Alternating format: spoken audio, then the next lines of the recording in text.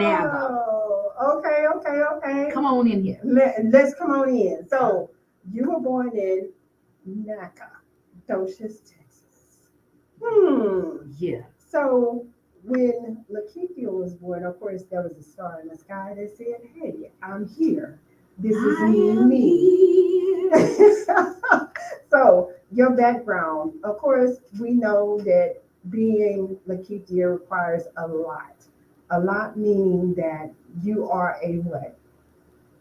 I don't know what you're asking me. I'm a You're a stripper. mother? I'm You're a stripper. I'm a now. Hey, Oh, sis. wrong That's what show. I'm saying. Hey, sis. Wrong show. Stripper. Okay. I'm not no stripper. I'm not no stripper.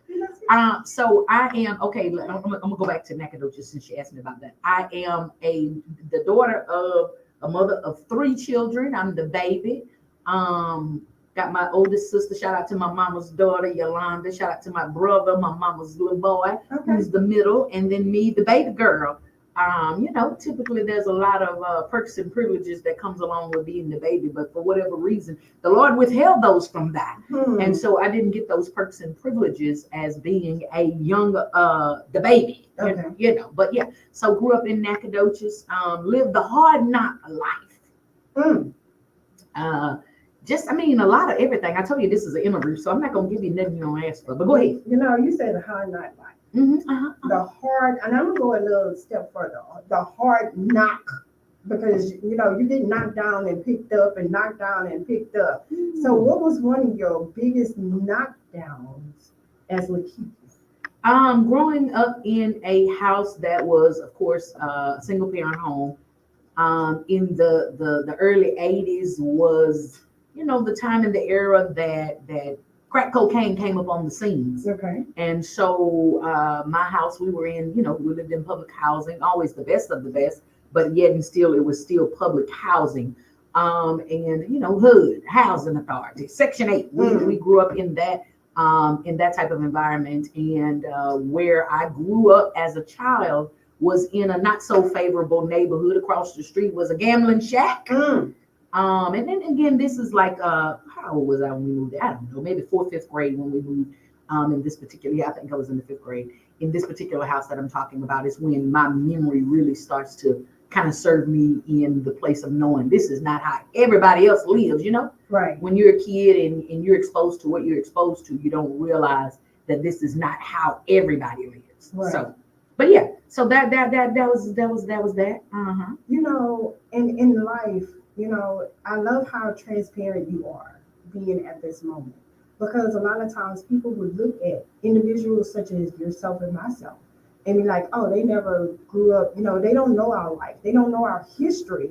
And I'm seeing some relatable information between you and I growing up in the Section 8 or the street across the street was the gambling shack. And, you had that. And some people don't even know what a gambling shack is, child. Yeah, let me tell you. Food stamps and gambling dice houses and all such foolery as that. You understand? Right. But yeah, so that was my childhood. That was my upbringing in that arena.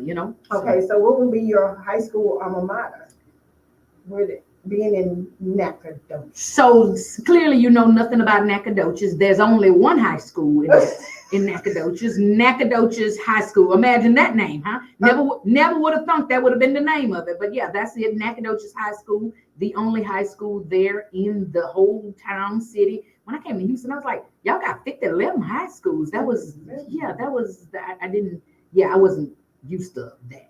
Yeah, and with that being the only high school, did you ever foresee your future right now? Were there things that you knew in high school that you wanted to do as an adult?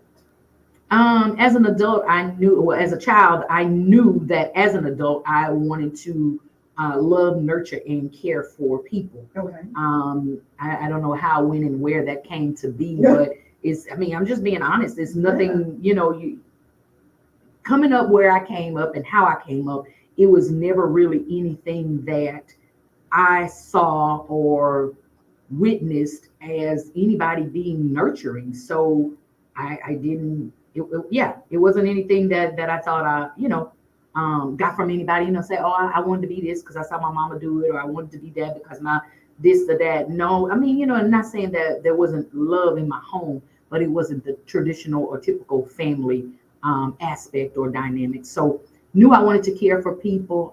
In my early ages, I would say out of my mouth, I wanted to be a pediatrician. Mm-hmm. Yeah. Okay. So yeah. And with that, a lot of times kiddos, young adults, children don't have that visual effect of seeing someone do something that they would like to do, so they don't have an idea of what they want to be. Especially, you hear kids say, "I want to be a doctor, lawyer, nurse," Right. or "I want to be a teacher." I can remember going to my grandson's graduation in kindergarten, and I heard a young lady say she wants to be a stay-at-home mom. I was like, okay, these ideals are getting more and more broader of what kids want to be. But you're not going to hear kids say, "Hey, I want to be a stripper. I want to be, a drug dealer. I want to be out there on the streets doing out." But these are things that we generally are exposed to. Right. So right, they right. have a clear idea that that's not what they want to be. Not to say that it doesn't happen, because life does tend to happen. Oh, So, life be life and hun. man, Even when you're a little cheering, life's. yeah. Mhm, And mhm. life can like you or not like you. Listen, and it's all what you choose to do with it that I learned at an early age. So whether life liked me or life dealt me a good or bad hand, I knew at an early age that I had to play the cards that were dealt to me and play them in a way that I would win every time. Okay. Come on. So you were a strategist. You strategize. So living the life that I lived, and we still ain't got into it because you ain't really asking no questions. Yeah. But yeah, okay, all right. But living that life, I knew early that I had to make some decisions, and I had to make. I tell everybody I had to put on my big girl panties even before I got out of Pampers. So I had to learn a lot fast. So let's go back. We're gonna do a Take it on chill back. spin back to where the life that you were living. The life I was Because living, we want to know the life that you live. the life that I lived. Yeah. So Now I'm a parent. Yeah. Since I'm not asking no questions, I'm not skiing around the bush nor skating around the bush. We're gonna get a ski taste of what not yielded, but Lakeithia, life that she was living I'm scared. back in there. So I want to know the rooter. The rooter. The rooter Okay, what? of Explain the that. life that you were living. So we're gonna go get to the rooter The rooter. of where you came from, the life you was living. So I'm gonna get transparent with you. Did you say that? At one point in my life, I did. Did you prostitute? I never. Okay. Were you a stripper? I wanted to be, but the way my body structure was set up, Hey, it was come on, never folks. it was never favorable for me because I always been on the a little short and chubby side. come on, folks. And so, due to life's adventures and challenges, my body didn't quite develop the way I thought it should have been Okay. for strippertisement. Oops. So, I didn't, that didn't come to fruition. So if you don't know, now you know. We will come up with some words. Don't steal our words, because we are not from Webster's dictionary.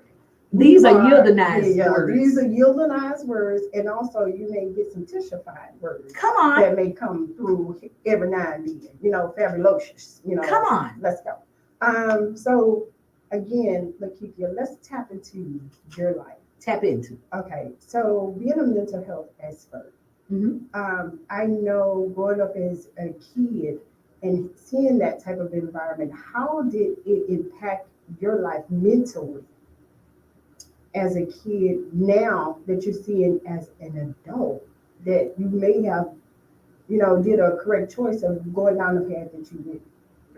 Man, let me tell you something. Looking back, they say hindsight is 20/20. Yes. So looking back from my age today, my 46-year-old self, looking back at my 8, 9, 10, 11-year-old self, man, I was traumatized. Okay. I was traumatized. My lifestyle was traumatic. The things I experienced was traumatic.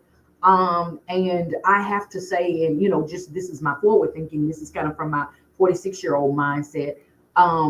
I've told people year in and year out, over and over repeatedly, that I was kept. And I tell people now that I'm a kept woman. Yeah. And most people have a different mindset or thought process into what that means or how that, how I'm describing that. Mhm. But as a child, I was not taught biblical principles. I was not encouraged to go to church. I wasn't taken to church.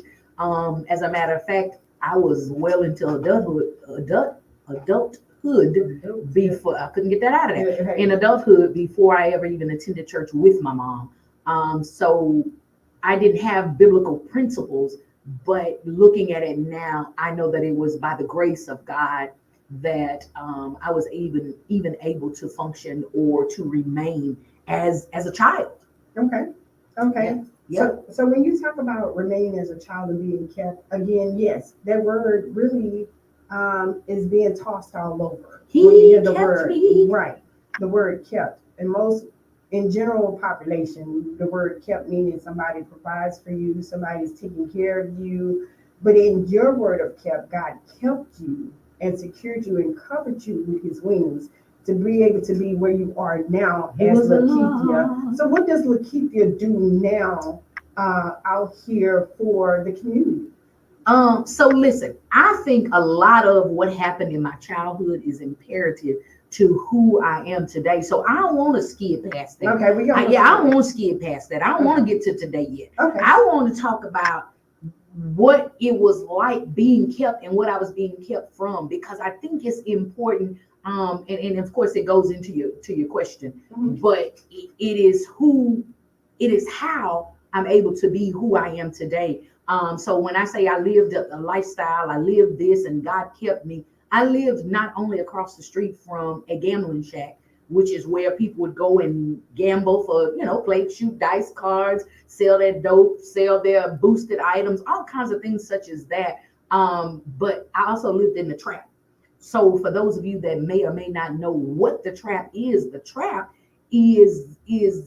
place that everybody goes for drugs, either to use them or to sell them. And so my house was a resting place for individuals that would utilize their drugs. They would go and smoke their dope at my house that I lived at.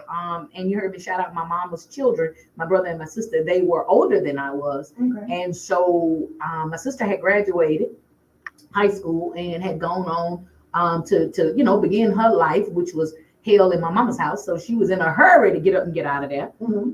And then my brother, who, them boys, they be getting the, my mom said they smell themselves. My brother got to smelling himself and he got into older women. And so in his venture into getting into older women, he then got him a sugar mama. And so he was up and out of there. And so you hear, shout out to Sandra D. He had got him. I don't know if she was that much older, but she was older. She was grown. He was still a cheering. But he had gotten out of the house. And so it was just myself and my mother there in the house. And my mother, unbeknownst to public knowledge, had become addicted to crack cocaine. Okay. And would utilize her home as an opportunity to gain or score drugs. And everybody would come there. My mama was, even before her addiction to drugs, my mama was the party woman, and you know what I'm saying? And people would come to our house and play dominoes and cards, and she would pile up all the furniture in one room with us and just turn our house into a whole disco juke joint. Okay. And, they would all celebrate and party and night in and night out and all of that. But after, the addiction took over, it didn't necessarily change, just the type of people changed. And so it was no longer the party crowd, no longer the get along crew. It was addicts. Okay. So let's target that part. Target it. Okay. When children are raised around parents who have an addiction, such as that, maybe drugs, gambling, prostitution, just different things. Did you call my mama a prostitute? No, I didn't. Oh, okay. I was just asking for the people. Okay. Yeah, for the people to know, I did not call my mama a prostitute. Hey, she may have been a madame, but listen, my mama was not hooking. Now listen, right.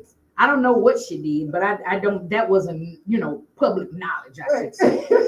I got to investigate now. I got to go think back. Hey, don't let me be the reason of your cause for investigation. Yeah, investigate my mama. Right, what transpired back in those times before your 46 years began. Yeah. So most children who are raised around that type of environment tend to, like I said in the beginning, go a different direction if they meet someone who gave them an opportunity to see life differently. Was that one of your experiences? Somebody gave me an opportunity to see something Well, different. Is you that what saw you said? someone. Well, I'm gonna say this, and I typically say this a lot, but that wasn't my story. That's not my testimony. I don't know that I per se saw anybody that lived a different lifestyle, because that was my environment. Okay. That's what I saw day in, day out. Again, I lived in the hood. I lived across the street from the gambling shack. Mm-hmm. Those type of people were in and out of my house on a constant and regular. Listen, my mama at one point was dating the town booster. You know what a booster is? Yeah. And yeah, so he would go and boost and come to our house and untie the bottom of his pants legs, and pounds of meat would fall from under there. I'm talking about steaks and hams and roast and all kinds of stuff. And so that's the kind of stuff that I saw day in and day out. And I can't necessarily say that I saw somebody that had a different type of lifestyle that I wanted to foster or mentor, follow after, or whatever the word I'm trying to say, that, that navigated me from that lifestyle. So I said just a tidbit earlier that I had to learn to make alternative decisions. Mm-hmm. And again, it wasn't based on anything that I saw as an example. It was just based on the fact that this is what I saw, and I knew this ain't it. Right. This ain't it. Mm-mm. So when you said the word booster, you kind of avert, because I know about booster.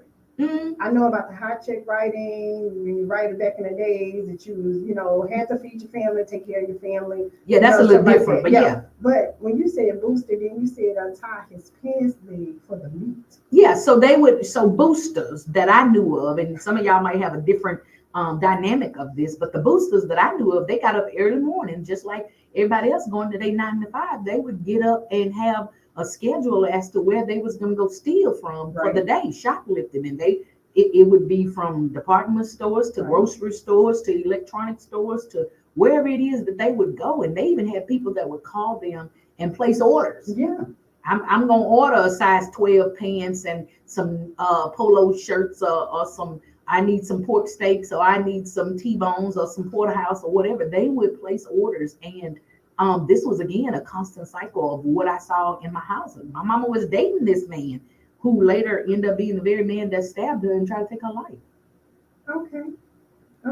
So he not only was a booster, he was a psychopath in so many ways. If he wants to sit up there and take somebody's life. Well, he too became addicted to crack cocaine. Okay. Yeah, and so man, substance abuse is a very, very, very, very, very, very traumatic sickness, illness. Yes. And it takes people into places and processes that they wouldn't typically or normally be, because this particular individual was a very loving guy on the surface, even prior to any of the drugs. That was just him, Yes. So yeah, I ain't gonna answer nothing that you ain't asked. No, I want you. I'm gonna stop. Don't stop.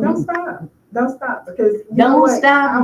Because that's the point of being on the couch. So you let it all hang out. Let me lay down. Right. This couch feel like a chair. I need a couch. You let it all hang out, because see, that's how the sessions go on the couch. Okay. You're open. I want you to be open and transparent, so the audience can relate. It's all about being relatable. All right. Hey, y'all, I'm being open and transparency. So, I have people from the audience that are saying, like Cassidy said, when we talked about the topic of being kept, she said, say any different sorts. It can be, but also you have to have a clear understanding of the meaning being kept. But then, our cousin Al, let me tell you. Cutting Al. What's happening, Cutting Al? Cutting Al said, oh, be kept.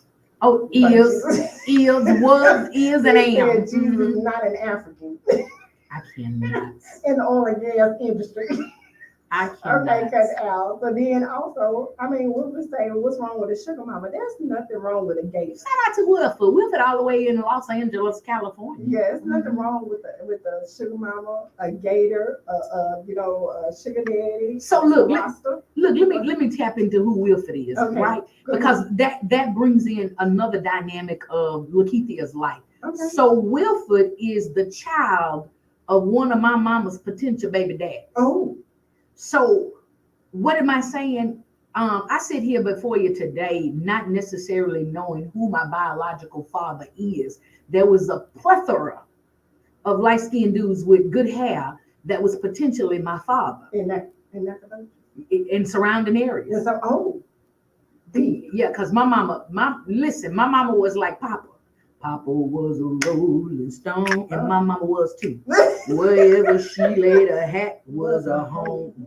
But when, oh yeah, so no, there were potential prospects of who my dad was, and so I guess it's probably been maybe a year, maybe 2 years that Wilford and I connected. I knew at some point that his dad was supposed to be one of the candidates of who my dad was supposed to be, and I connected first with his sister, and she and I had conversation, this, that, the other, and then she felt like he and I were a little more relatable, and so we connected and we chopped it up and had conversations, and I was like, listen, I don't know if your dad is my daddy, but you cool, I'm cool, so we just gonna be cool people. So and I even explained to his sister that, you know, I felt like if we were to connect, it would be on a friendship basis, because at 172 years old, I'm not really looking for no daddy or no siblings, you know what I'm saying? So but yeah, Wilford and I connected on that aspect, and we've just been, you know, cool every now and then, you know, ever since then. And we have these challenges that we do just to keep in contact. Like yesterday, he texted me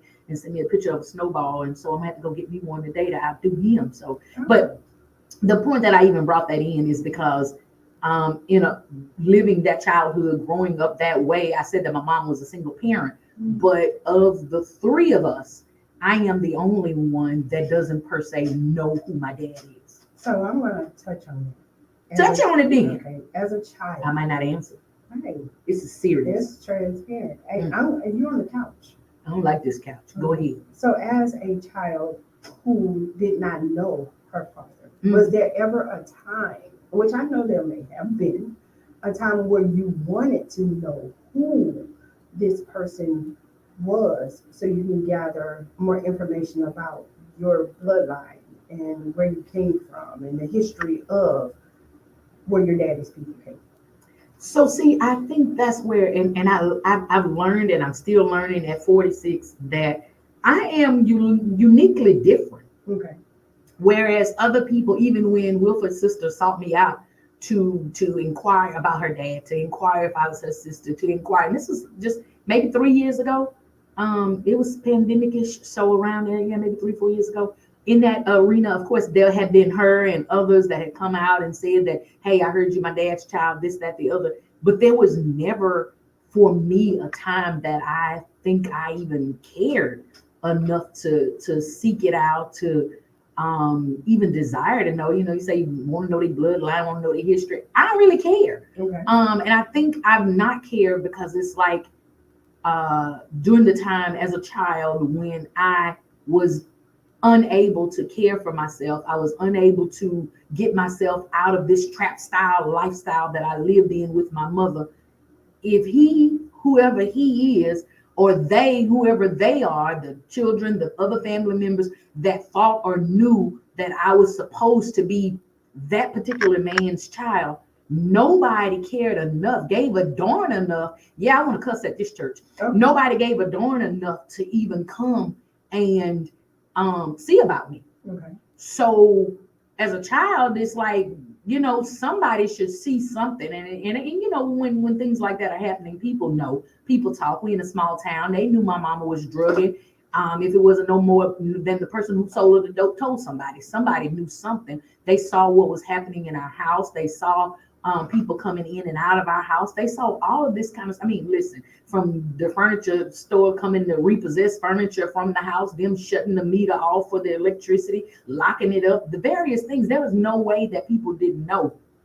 And I bring those dynamics in to say that if Billy Bob and his wife or his children or whomever knew that there was a possibility that I was supposed to be his child, where is the adulthood? Where's the sanity? Where is the give a darnness? I'm about to cuss. That you would seek out and help this child. You know what I'm saying? So in those early years when nobody sought out to rescue me, to render any sort of aid, I think that would have been the opportunity to nurture or foster a relationship with a child. But nobody did. And so, man, I don't care.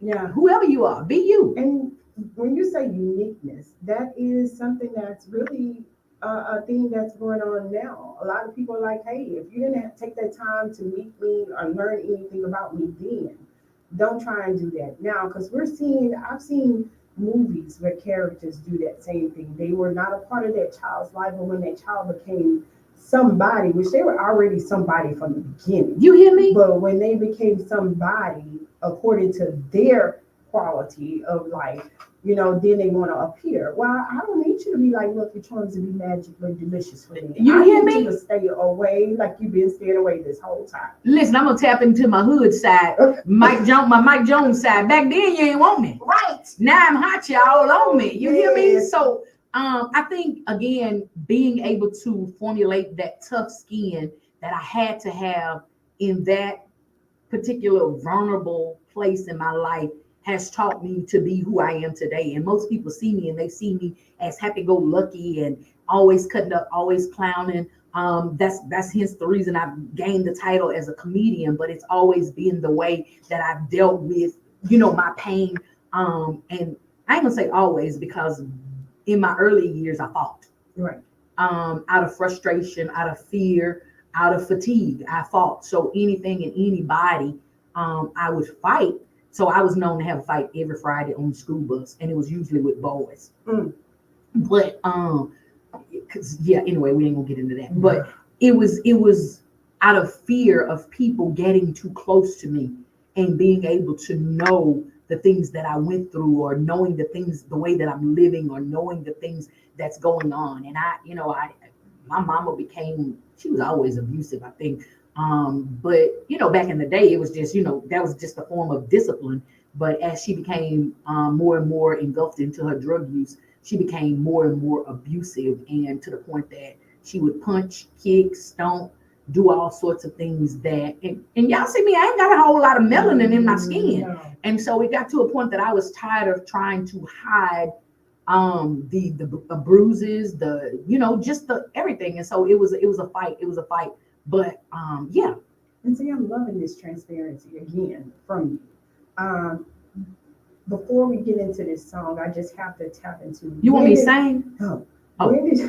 When did you have your first encounter? You said that you were not raised up in church, but as a child, did you ever have your first encounter with God to know that He was covering you in that type of capacity? So as a child, I had an aunt who was my mama's eldest sister, who would periodically take me to church, and it was, and I'm just gonna say it the way I gotta say it. At this particular point, I feel like it was, for show. Let me just take my niece to church, and I'm gonna buy her a dress, and I'm gonna get her hair done. And it may have been genuine. I wanted her to connect to God, but in those rare occasions that I went to church, I just went. I didn't feel anything. And I'm gonna tell y'all something. I said this quite a few times to a lot of people. Now I lay me down to sleep. I pray the Lord my soul to keep. I think my sister may have taught me that. My oldest sister I don't even remember where I got it from. But honestly, I never knew that it was a prayer to God. I thought it was just like 1, 2, buckle my shoe, 3, 4, a nursery rhyme, a little song that gets you to and through whatever the next thing was. And I knew that I should say it at nighttime before I go to bed. But again, it was never really emphasized. And God is great, God is good. Let us thank Him for our food. Again, just something that I thought was being said, never really an emphasis being placed on this is a prayer to God. This is a request or a petition to God. So my long answer short, as a child, I don't think I ever encountered anything that genuinely, from where I sit now, that genuinely reflected a relationship of anybody that I was around, that nothing reflected a relationship with God. Okay. So we're going to get into a song by Todd Delaney, but you have a favorite song that I really would like to play by Antoine. That's what I'm going to do just for you. You gonna play that one? That's my new family now. Yeah, that's my new family. Go ahead. What was his last name? Hilton, like the hotel. Antoine Hilton, Yeah. God is. God is, I'm that's gonna, his. You know, listeners, just because. And yielded, Huh? you gotta know the heart. I'm still yielded? No, you gotta know the heart of Lakeithia. Oh, okay. But when we come back on the 12 o'clock hour, that's when we're gonna meet yielded. So we're gonna play God Is just for our person here, our guest Lakeithia. And then we're gonna come back after that song and we're gonna get into that woulda, shoulda, coulda segment. I'm telling you, you're gonna want to hear that song and be a part of. And as a matter of fact, let me throw that at you real quick here from the Save the Cinema Morning Show. Pull up Pivo Rice and feel the fire. That way you can be a part of what we're doing for this shoulda, woulda, coulda. And I need you to make sure that you listen with your spiritual ears and not your earthly ears. So let's go ahead and get into the song here. Be sure to call in 346-355-0100 or download the app at www.raisethepraise100.com. If you got questions For me? for our guest Lakeithia, For you. not yielded. Not me. You got questions for Martisha on the couch to Don't ask me nothing. give to our guest Lakeithia. I'm not here. Not yielded for Lakeithia. Go ahead and contact us at 346-355-0100. You can also send the question on our live, on our Facebook Live, or you can download the app at raisethepraise100.com. Let's go ahead and get into God Is. God is. Ow!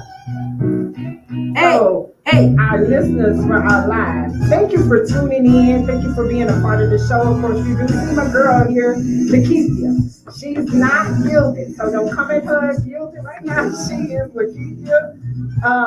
Go ahead and be a part of the show. Send us your questions. We're ready for it. But we're going to also get into some information. You want me to take you out? Turn your music down. Oh, look, I got to turn this music down so y'all can hear what's going on back here. So if you have not yet booked your cruise ship space, here's the commercial so you can do so. You got until the end of March. Come on, join us on the cruise. What's up? It's your boy cousin Al. Listen, man, the Saved and Silly Cruise is going down October 31st. We are leaving out of Galveston, that big G, and we're going to Cozumel. Hey, como está? Hey, me estoy muriendo como un perro abandonado. We're going out there, man. I don't even know what I just said, but all I know is I'm learning my Spanish little by little. Buenos dias, buenas tardes, and ¿qué pasó? Bien. We finna be in Cozumel. That's what I want y'all to know. So go ahead, book your cabin with LD Entertainment so you can get into all the exclusive events. I just added an event, y'all. I just added an event, and they might get mad at me. They might I might get fined for this, but hey, I'm gonna just take the charge. But I'm challenging every comedian on the boat, every comedian to a versus. I'm challenging y'all to a versus. Like, what's up? And I ain't talking about no jokes. I'm talking about a wet t-shirt contest. Because, you think you could beat me at a wet t-shirt contest? Hell to the no. So, yeah, I might as well just keep on eating so I can win. Because, I just don't see. I ain't no use in me stop eating now. Because on the boat, I'm finna be eating burgers and fries and chicken and squirrel and all kind of stuff they gonna have on there. But anyway, go ahead and book your cabin while it's cheap. LD Entertainment. The number is somewhere around here. And why do I keep pointing like it's actually right here? It should be right here in front, down here. I don't know. Book it.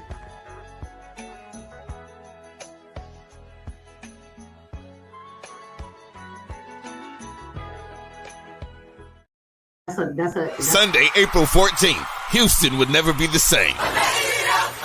It's the Gigantic Gospel Concert 2024, and it's one gigantic lineup featuring Pastor John P. Key. Never shall forget.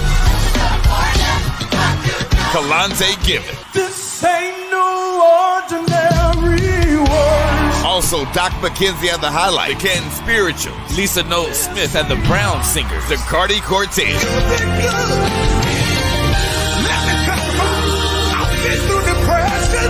Luther Barnes and the Sunset Jubilee, the group Fire, and hosted by the country preacher Carlos Daniel. It's Pastor John P. Key, Kalante Gibbons, Zacardi Cortez, and more. Sunday, April 14th at the Fountain of Praise in Houston. Get your tickets now at ticketweb.com or eventbrite.com. Yes, yes. Okay. So with that, we're back to the segment on the couch with Lakeithia. On the couch with Morticia. We're interviewing our guest, Lakeithia. So, your people, My peoples. the peoples on Facebook. Who they is? Hey, people, Neil. So Wilford, Wilford. let me tell you, Wilford made this statement that just really took the mess out of me. He said that you and I are like two peas boiling in a pot. So it is definitely possible that he is, and it is truly scary that we are so much alike. I mean, we are like, we do have those individuals that are here on this earth that we can say that kindred spirits. Yeah, well, I think that may or may not, and I don't think he's going with the kindred because remember, at some point, my mama was involved with his daddy, Oh, and so his daddy is potentially my daddy. That's who Wilford is. yeah. So that's where he's going with that. It ain't got nothing to do with spirituality. It had to do with sexuality. My mama and his daddy was bump womp womp. There you go. There you Okay. go. There you go. So, and with that being, we're at the top of the hour Top of the of hour. 11, and we are going to get into the shoulda, woulda, coulda segment. Shoulda, woulda, Now, coulda. this song, I'm telling you, you may have been able to pull this up on your own on YouTube, is where I say it is. So, this song right here, I had to pull this up because let me tell you, we're going to get into the next person, that other personality is what I call it. Mhm, You know mhm. Lakeithia. But after this, we're going to get into that other personality, Yielded, but that's later on in the show. So this song right here was a song that shoulda, woulda, coulda been a spiritual song, a gospel song here had we known anything about this song. So let's go ahead and get into this song real quick, but make sure you pay attention with your spiritual ears. Okay.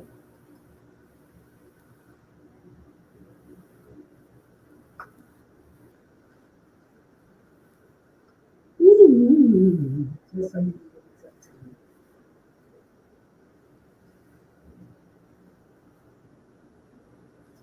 Is my mic on or off? Your mic is on. Oh, I did not say.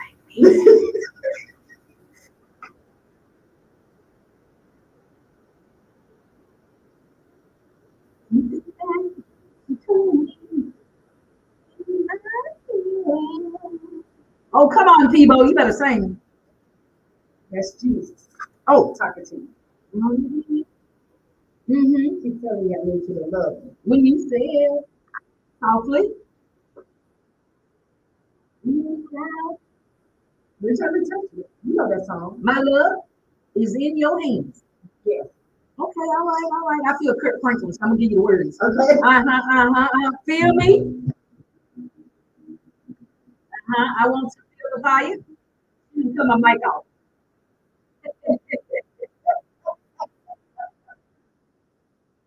Feel me?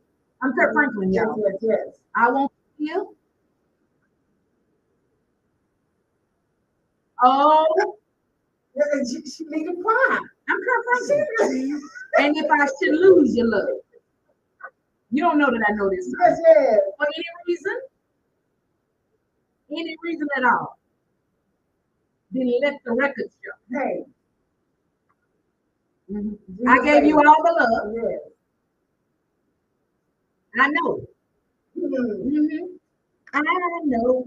Don't get the notes. Don't get the notes. Something that you told me stayed in my head. Yes. Stayed in my head Stay in my head. all night long. Thank you. Thank you. Thank you. You wanted me to love you. I don't narrate the song. I'm Kurt Franklin. When you say it, simply. Oh, softly, my bad. We're trying to touch you. My That's love, what it is. my love is in your hands. It's all in his hands. It's Easter. Come on. It's Easter. It's all in his hands. Baby. Come on, girl, he said. Feel me? All you gotta do. I don't give a fuck. Yeah. Feel me. I want to feel. Want to feel you. I want to feel Yeah. you. Lord. I want to feel you. He said, yeah. Curtis Stankman. Go on over there. And if I should lose your love. For what? Any reason at all. For any reason. Any reason. Uh-oh. Yeah. Let the record show. Let it be known. Yeah. I gave you all the love. I gave you everything I had. Yeah. All that I had. Oh, come on. All in this hand. What she said? Oh. This is, hey, you heard him. Hey. Okay. That was his spirit. Hey. Feel. Yeah. Feel the fire. Yes. Feel the fire. Yeah. Yeah. Hey. No. What you got to do? Don't try to play with the devotion. Give me the love and devotion. Hey. You better feel the fire. Hey, are you gonna feel the fire? You better feel the fire of the Lord, or you gonna feel the fire of hell. Hey, come on, you better prophesy, people. Come on, people. Don't play with your emotions now. You better either get in or get out. You say either you're in or you're out. Lukewarm won't do. Come on. Now he done got in his emotions and you heard it. Don't try. Don't try to play with the man emotions now. The Lord thy God sees you. My. Oh, come on. Oh, he hit that note. Oh, we go. That ain't nothing but God. When you say, hey, that's God. That's God. Hey. Don't try to play with my emotions. They ain't hear none of the song, but they heard us. Yes.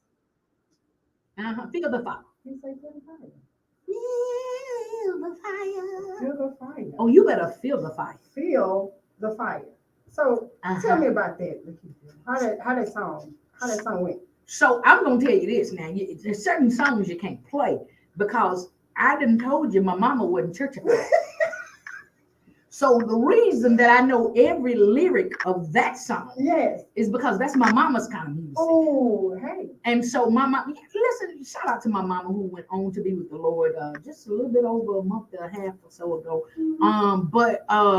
Yeah, that's my mama kind of music. And so my mama would use songs to teach us stuff. So all of that you just played out there, hey, Peebo was a disciple as far as I was concerned. So that was a teachable moment when you were a kid. And back in those days, music was just that music. I don't know what they call it now, but the lyrics from that song, don't try to play with my emotions. Yeah. Feel the fire, giving love in devotion. These are things that we want that relationship with God to work with us. He's saying, come on, let's feel the fire. Yeah, come on in here. Come on. Don't play with it. Be in or out. Something that I told you should have stayed in your head all night long. All night long. Did you dance to church? You church lady. All night long. Mm-hmm. So I guess Wilford just really has this whole conversation. He says she really knows if she ever wanted to do that test, I'm willing to participate so she can pull behind her. So Wilford has offered his DNA on several occasions to test to see if we are related. He really want to be your sister for real. He won't be my brother. He wants you to be his sister. But this is the thing that I think he needs to know, that, and I'm gonna tell you, I'm gonna look right in this camera and tell you, Wilford, we already there. I think for me that would either close the door or open a door that I don't want to particularly explore. So we family now. Don't worry about it. Listen, we share the snow cones, the snowball challenge. That's us. So don't worry about your daddy and my mama. Don't worry about that. We here. All right. So don't worry about that. I don't want your DNA, but thank you for being a willing participant. Okay, Cassidy, I got you. I found my dad as an adult and found 14 other siblings. And that's what I don't want. Some were not a good fit. Others have been a blessing. I don't like it. I got my mama's children. That's enough. It's Hey. sufficient for thee. That I don't like is that yielded part. We ain't tapped into yielded. Oh, my bad. But We yeah, gonna keep you. yeah, I got my mama's cheering. That's enough for me. And then I got the likes of a Wilford and his siblings, and I don't really talk to none of the other ones, just Wilford. And yeah, so I'm listen, this is what's funny. One of Wilford's brother and my sister almost got married. How about that? Ooh. That's what happened when you live in Nacogdoches.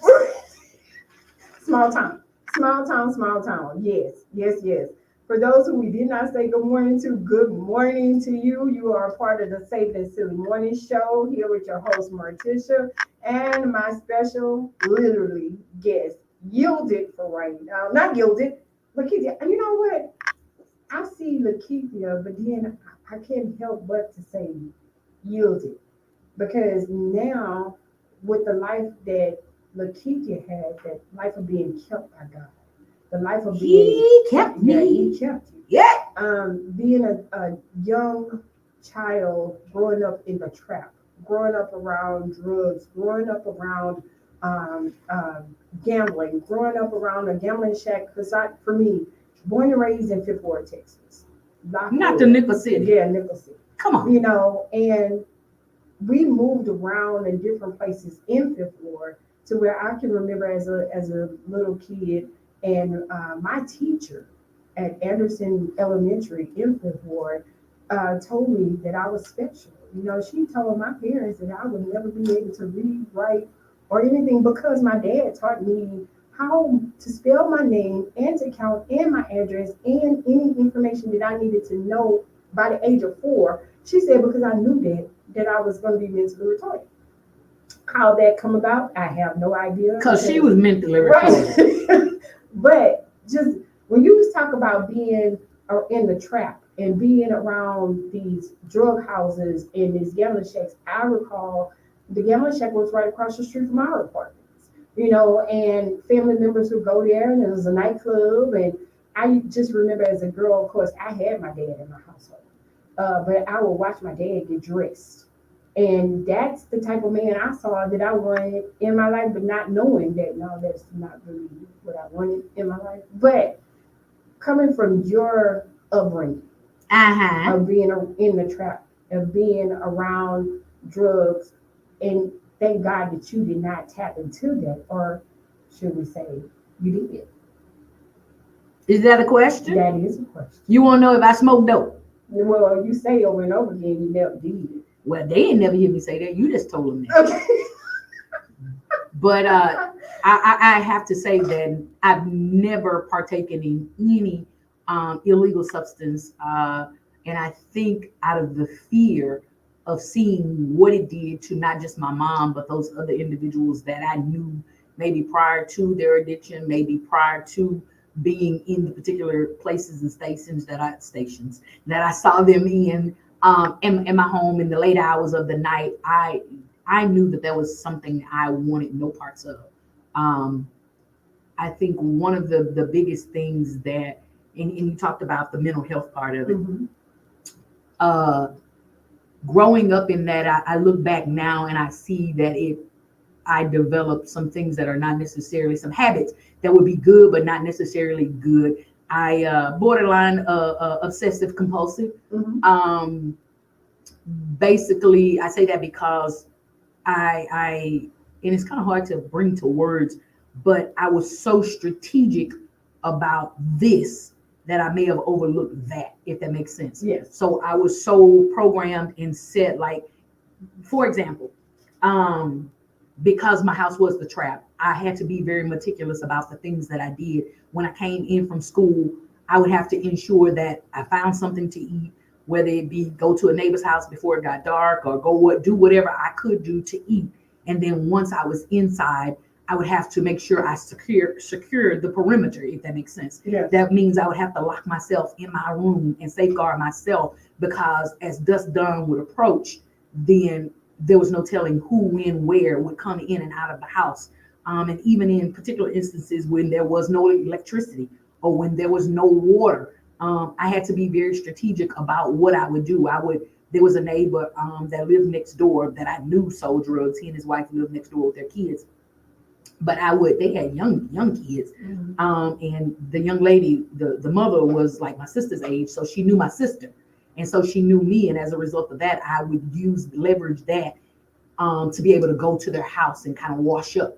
Okay. I would, see her kids outside, little bitty kids I ain't had no business, playing with or whatever, but I would see them and, eventually gained a relationship with them as let me just tell you how that relationship developed.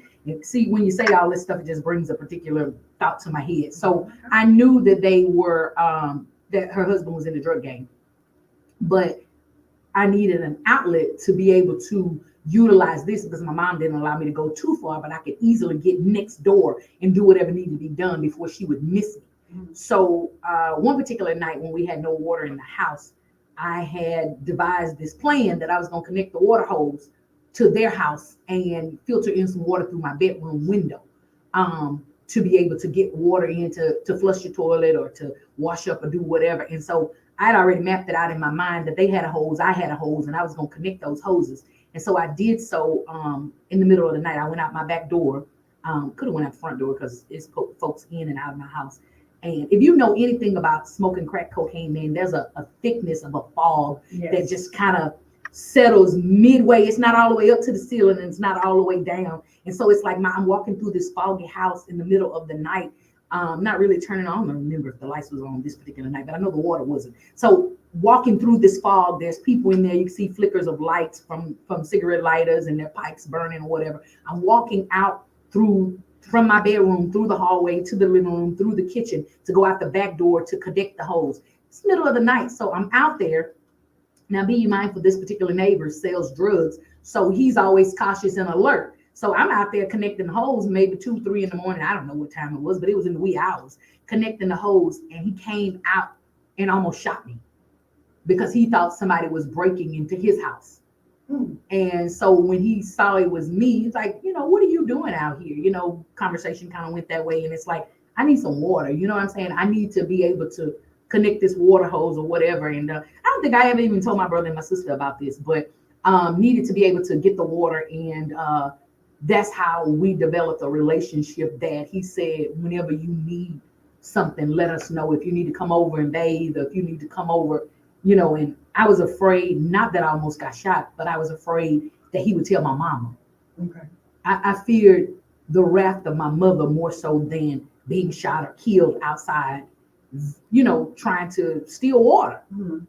But anyways, that's how I developed a relationship with them and was able to, go to their house. And his wife even eventually started asking my mom if I could come over and help them with the kids and babysit the kids. And that was all in the efforts to be able to, go over and eat, go over and do whatever, because she was saying I was babysitting, but she was there. Yeah. So, yeah. And see, that's another form of community. When it comes to being a part of a track house, you have those families who are not per se involved in that type of culture or environment. They was involved. He was a dope man. But even with that being, he saw the need to be able to pull you in as a child, as a young adult, to say, hey, there's are essential needs that I know that you need that you're not getting inside of that house. And that is true. When it comes to that crack cocaine, being in that arena, being in that era, the smoke was, and it smells so bad. It smells like burning flesh. If you've ever singed your hand or arm or something when you're cooking, that little smell, that it just smells like that, like 10,000 times worse, or magnified 10,000 times. And it's like the stench never leaves. It never leaves. It's in a while like the seasoning for fridges. Let us pray. Right. But yeah, so that smell, that aroma, and it's like, as I begin to tell you about that particular night, it's like I warped in. You know how they have on the movies, you warp into a different time zone and you see that particular scene? I warped in and I could smell that smell. And it's just like, those little things. And we would call those triggers. It didn't necessarily trigger me to anything or any response, but I could smell it. And it was like, ugh. Well, it still is a trigger, because even as an adult, if you go inside of a place and you know the stench and the smell, I'd be like, these ninja go smoking crack. Right. Yeah. Exactly. Or have smoked crack. Is smoking. I'm gonna tell them, y'all is smoking crack. Y'all smoking dope. I smell it. Yeah. Oh, and you know, that's another thing that was a issue for me as a child. My mouth, because I would call things out and say it, and my mama didn't necessarily like that. And you know, back in them days, you get popped in the mouth. So instead of a gift for gab, you had to get a gift. That got me punched. Yeah, How about that? because it was nothing that was, you know, you just said whatever happened. Yeah. You know, if you saw, oh, mom, that man musty, and she like, oh, who told you to say that? You know, those type of situations. Yeah. So as a child, Lakeith, When am I gonna get to be grown? I'm sick of this cheering stuff. Okay, go ahead. As a child, okay, I'm tired of being a cheering now. Okay, yeah, because you was a cheering for about almost an hour now. Oh Lord, can I grow? So when you finished high school, what was your next journey that you knew? Because you said that you knew that you wanted to be a caring person, taking care of people. What made you go into your next level, your next phase after high school? So I have to say that I left my mom's house before I graduated high school. Okay. She beat the dog snot out of me one last time, and I was sick of it. And it was, listen, this was the crazy part. Somebody called my mom. I had a fight on the bus. Remember, I told you I was known for fighting. I had a fight on the bus, and you know the bus would let you off like up the street somewhere, and you would walk, you know, back to the house or whatever. And so I had a fight up at the bus stop, and somebody beat me home by the phone and told my mama that I was up there fighting and that I was pregnant. Mighty God. So anyways, had that fight. When I got home, mama had heard that I'd had a fight. Not only had I had a fight, I was pregnant. So I came home. You know, the first thing you do when you get in the house, you go to the bathroom. Right. So I go to the bathroom, and you know, we're being transparent. So I'm one, you know, I'm a prissy girl, even though I was a tomboy at that particular time. You know, I come in, I put on my house robe, and I go in the bathroom, and I go in and do my business. You understand? Yeah. So I'm in the bathroom in my house robe, and that's all. And my mama did a kick dough on me, and came in and beat the substances out of me that I was already ridding myself of. I'm talking about beat me so bad, knocked me off the toilet into the tub, and was kicking and stomping because she thought I was pregnant. And so when she thought I was pregnant, she was going to not allow that baby to come to this world. And so she was kicking and stomping. And so I fell off the toilet into the tub, hit my head on the faucet in the tub. She's stomping me. All of this good stuff is going on. So you can just imagine how I'm feeling. You trapped down in the tub, and somebody is putting the weight of their life and their frustrations on you in a tub. And so some kind of way I managed to get myself up out of the tub.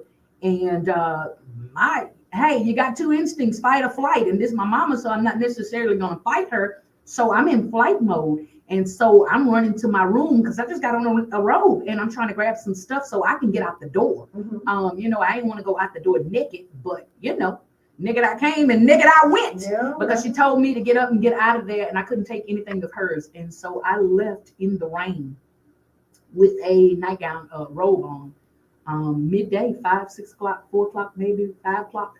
I left out of the house in the rain, and needless to say, I never went back to live with her again.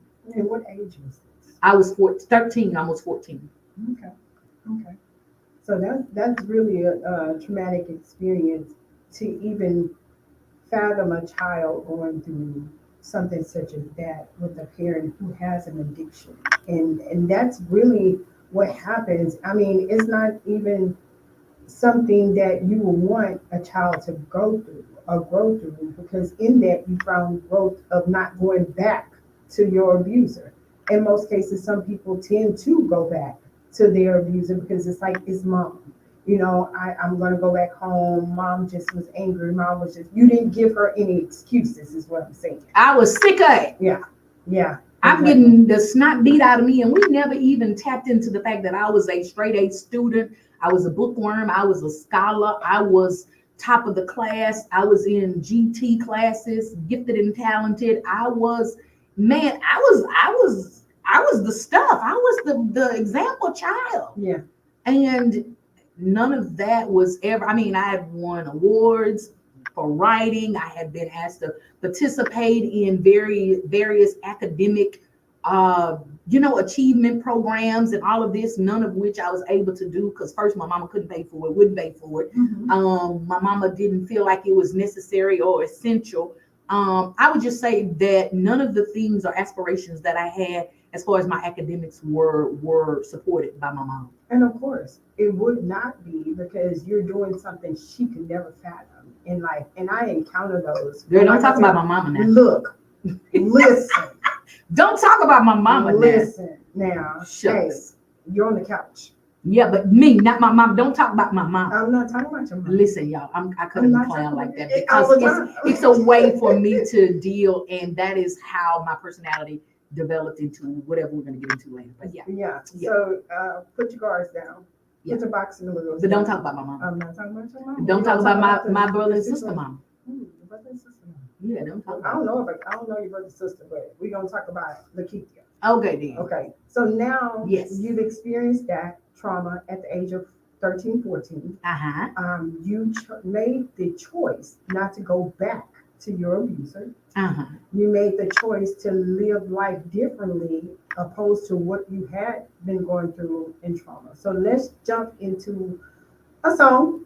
And Jump into it. We're going to jump into a song, and then we're going to come right back, and we're going to meet part of Lakeithia, but we're going to get into you. You did. Okay, so we already know with God, everything is always going to be all right.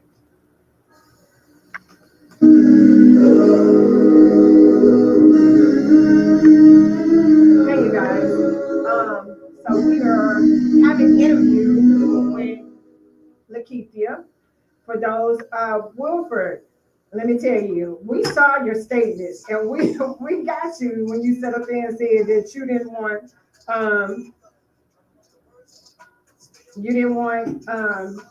we missed something, that I didn't read the other part. You said she didn't read the other part of my comment. So I'm reading the other part of your comment. And believe me, we are paying attention to what you're saying about your sister and that you're happy to see. You said, I'm happy to see she is truly coming into the person she was called to be. Embrace the gift of God, give that God gave you and show the world who you really are. And that she truly is as Lakeithia and as yielded. So we're going to get into our commercials, learn about this trip, this cruise that's going on with the Saved and Silly Cruise. Go and get your ticket. Come on, be a part of the cruise. What's up? It's your boy cousin Al. Listen, man, the Saved and Silly Cruise is going down October 31st.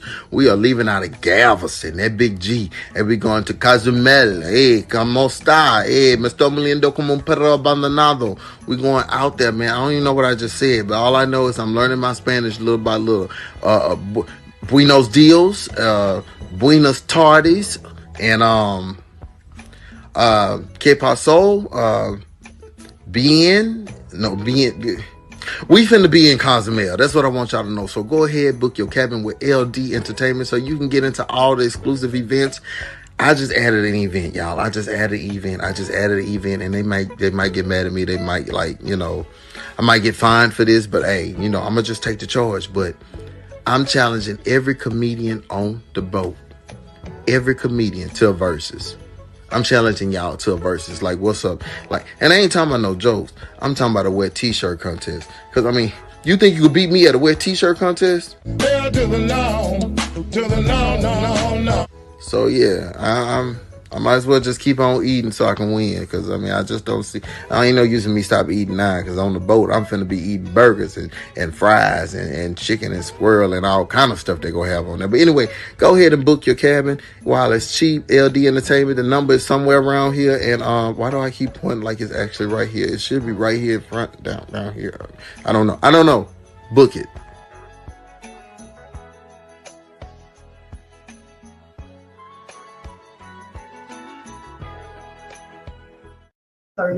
Sunday, April 14th, Houston would never be the same. It's the Gigantic Gospel Concert 2024, and it's one gigantic lineup featuring Pastor John P. Key. Never shall forget. Kalonze Given. This ain't no ordinary world. Also Also, Doc McKenzie had the highlight, the Canton Spiritual. Lisa Knowles Smith had the Brown Singers, the Cardi Cortez.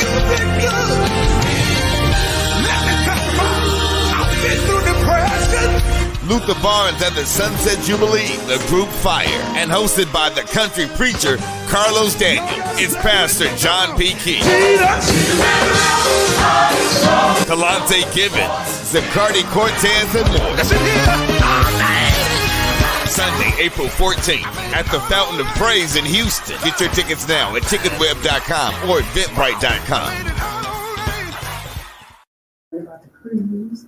You can also learn about the show that's going on that's being hosted at that Fountain of Praise GGC 2024, April 14th. They're hosting a show, and from my understanding, they're also having one in Dallas. Yeah, and your girl gonna be up there. Oh, not me, the other girl. Okay. So, welcome back. Like I said, welcome back to the Saved and Silly Morning Show with your host, Morticia, and our guest, Lakeithia, who will now jump into her second personality of Yielded. But before we get into Yielded, please be tuned in to 346-355-0100 is the phone number. You want people to call here? Yeah, I want you to call here, call? Let the phone ring. Just to say hello. Even if you want to say hello, you can also say hello on our live. And on our Facebook Live, you will see us on here. We're on the Raise to Praise 100 Houston. You can also tune in on the Yielded Facebook Live. You can also tune on my Facebook Live, which is Morticia Sherman on Facebook. Also, download the app. Download the app. Download the app. That's raisetopraise100.com. You can download the app and you can hear all the great shows that are going on. Of course, you have the Save This Silly Morning Show from 10 to 1 on Saturdays at Central Standard Time, where you have the host Morticia. You also have our host Erica B. Erica B, what else, girl? Yeah, go ahead and lift her up in prayer. Again, I thank you for the prayers and shout outs they went for the past 2 weeks that I was away. So now, Lakeithia. Huh? Before we jump into Yielded. Praise the Lord. What is your profession? I'm a nurse. Oh. I'm a nurse of 26 years. Okay, nursing. Uh-huh. So you've seen the emergency rooms. Listen, I've seen it for some reason something happened to my headphones. I can't hear myself. Oh. Yeah, I don't know what happened. You done broke my thing. I didn't break it. I maybe broke my own thing when I laid on this couch. But I have worked in nursing. As I said earlier, I wanted to be a pediatrician, and then I realized I didn't like children, and so that wasn't going to be a good thing for me. But I have been a nurse for 26 years. I have worked in probably every facet of nursing you can think of, from emergency to dialysis to home care to hospice to school nursing to occupational nursing. And to just decide, I don't want to be a nurse no more. But how about that? Mm-hmm. Okay. Sick of it. You got sick of it. Sick of it. Not sick of it. Sick of it. Sick of it. It's one word. Y'all be making up too many words. Exactly. Just put them together. Sick of it. Right. Exactly. Yeah. So when you say, what made you sick of it? Let's just say that I don't think I necessarily got sick of nursing, because it is one of my greatest joys, greatest sense of fulfillment, to care and nurture other people. If anybody knows me, know me. I love hard. I love with, I kind of give it to you like on a spoon, like cod liver oil. You know what I'm saying? Or castor oil. It's not the prettiest thing. Sometimes my presentation, and I'm learning, hence the name Yielded. I'm learning to kind of prettify and beautify it. But I also know that I can't sugarcoat it, because sugar give you diabetes. And so, but I knew that I wanted to nurture and care for other people. And so the parts that I got sick of was not being able to provide adequate enough care in whatever environment that I worked in the hospital, short staff, short tenure of time with the patient, hospice, dying, school nursing, momentary. So it was the dynamics or the politics of the healthcare industry that I became frustrated with. And I wanted to love on my people, my patients, my clients in a capacity that was not allowed within the scope of my practice. And see, I love how you said that word sugarcoat because that's what Martisha does, get Tish on the couch. I don't like sugarcoating. I call it spiritual diabetes because at the end of the day, you already have sugar diabetes, but then I'm not going, the illness is out there. So why should I sugarcoat anything that you need to know the truth behind? And if I can't give you proper care, then I'm defeating the purpose. And I don't like to defeat the purpose. I want you to get your best healing. I want you to get your best care. I want you to get the best of what I have to offer. That way, when you walk away knowing that you really were impacted by the services that I provide. Now, I know with being a nurse, hold on. Wilfred kind of went there with me, What Wilfred saying? Wilfred said, okay, Will Smith, keep my mama name out your mouth. Listen, Will said, don't talk about his wife. He gonna slap your face. Will, yeah. Will, Yeah. hey, look, I'm not talking about your mama. That's like talking about my mom in so many capacities. Because like I was saying, we kind of have a kindred spirit of going through some of the same similarities of upbringing. But no, I'm not talking about your mom. So let's get back to the nursing part of Lakeithia. So you stopped being a nurse, but then when you stopped being a nurse, I ain't never stopped being a nurse. Well, nursing inside of the politics of hospitalization. Let's go there. Let's do educational verbiage. The politics of care to a client. From moving from that level to now you're at what level? Because I heard a little birdie whisper in my ear, you have a company called Jadal's. Yes, but let me just backpedal a little bit. Okay. When I left bedside, which is direct patient care, I ventured into accidentally a administrative side of nursing. And again, there's various forms of nursing. You can get into forensics nursing. You can get into pharmaceutical nursing. You can get into all kinds of things. But I got into administrative on the side of the health plan. Okay. I started working for your insurance companies, the Aetnas, the Blue Crosses, the United Healthcares, the Medicare, the Medicaid, and realized that I had a greater impact on that side because now I hold the purse strings. Hey. That means I pay your doctor to pay for your care, so I can hold the money back if he's not caring for you in the capacity in which the insurance company outlined. And so I learned that I can make a greater or broader impact as opposed to bedside where I can only impact the patients that I've touched. But on this administrative side, holding the purse straps, I was able to affect every patient that was on that doctor's panel. Never ever laying eyes, hands, or ears on them, right? So that was a great venture for me, and I still do a little bit of consulting in that arena year in and year out, basically auditing and grading the care that the doctors provide, which gives me a great sense of reward because it's like, bro, you ain't do what you were supposed to do last year. And guess what? We're going to take your money this year. How about that? And so that is giving quality care in that arena. But yes, fast forwarding to that, the pandemic pushed me full throttle into entrepreneurship, had started and ventured into some aesthetic and cosmetic places and things of self-care.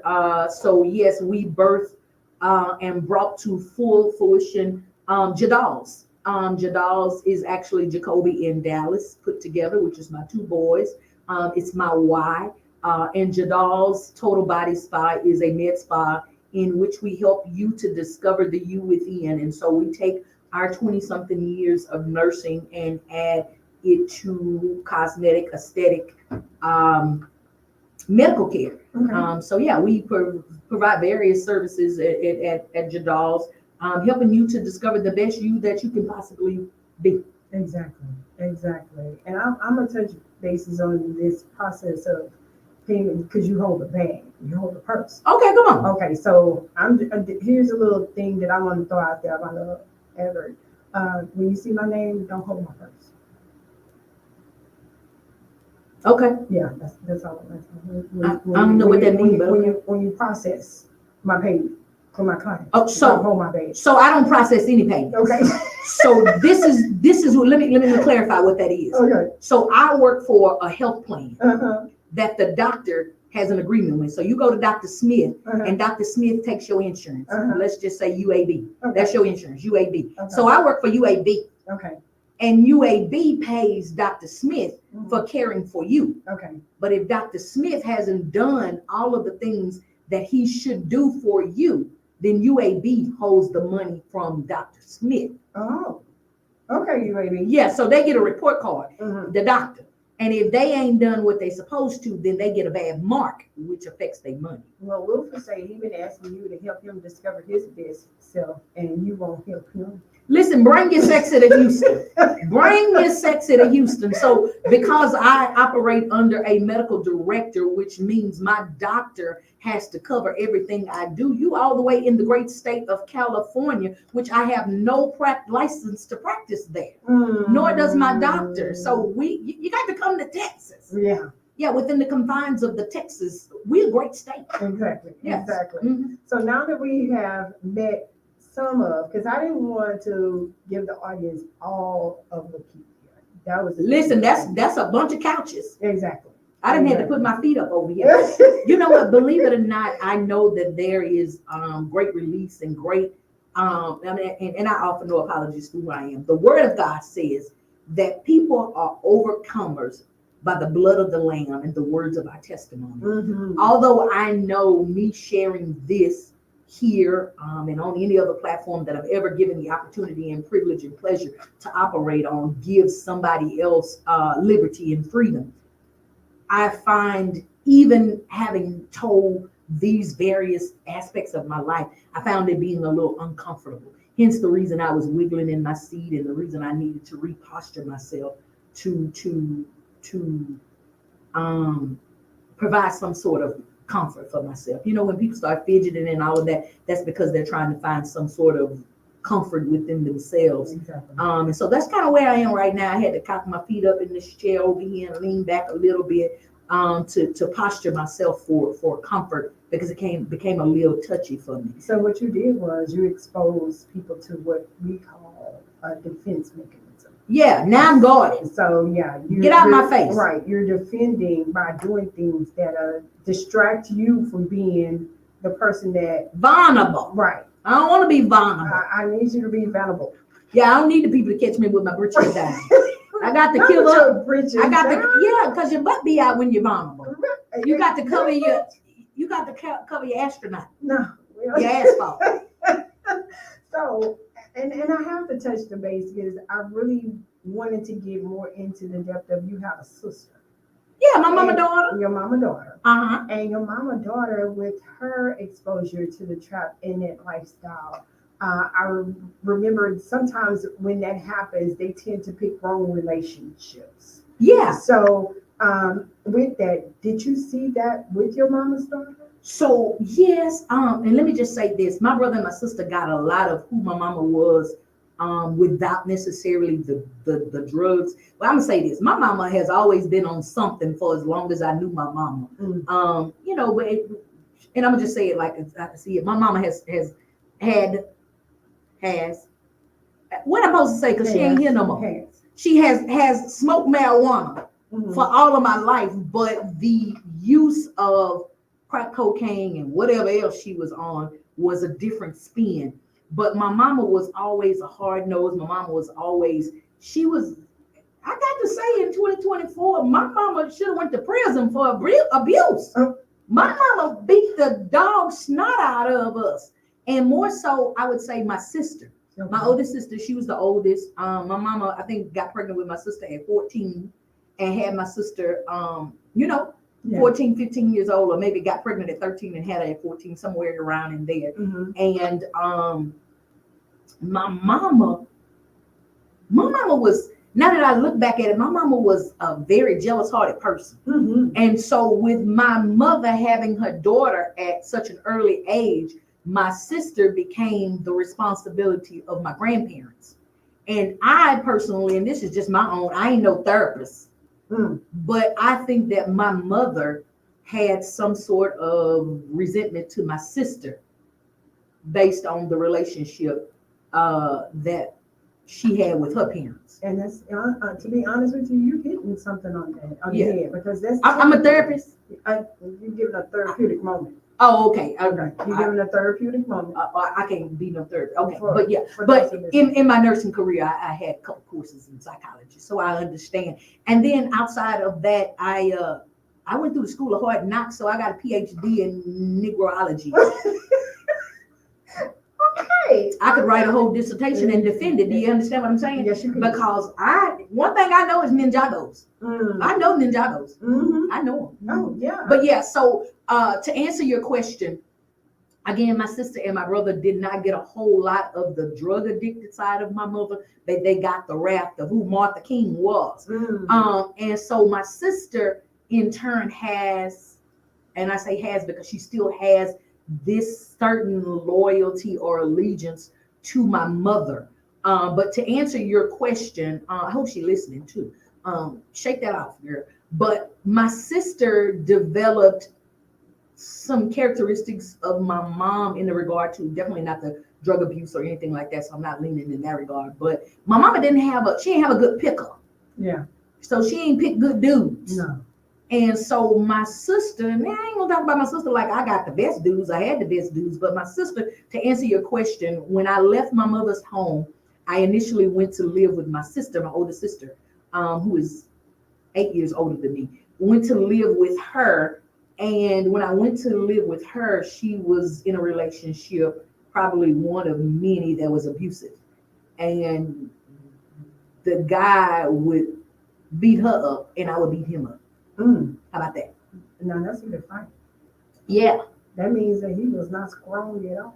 Well, most guys that hit women, they a word I want to use. Suspects. It rhymes with soft. Yeah. I'm making up a word now because I don't want to say that. But they're female doggish. Yes. And he was not a manly man, and I would fight him. He would fight her. I would fight him, and I would beat him up with mops and brooms. In the apartment complex, they hang the broom mop on the guardrail. Yeah, and so he would like to fight her and then leave, and I chase out behind him and grab the mop off the fence. I would mop him up. Yeah, you mopped him up. Yeah, so my sister definitely did delve down into some not so great relationships, and I'll say myself as well.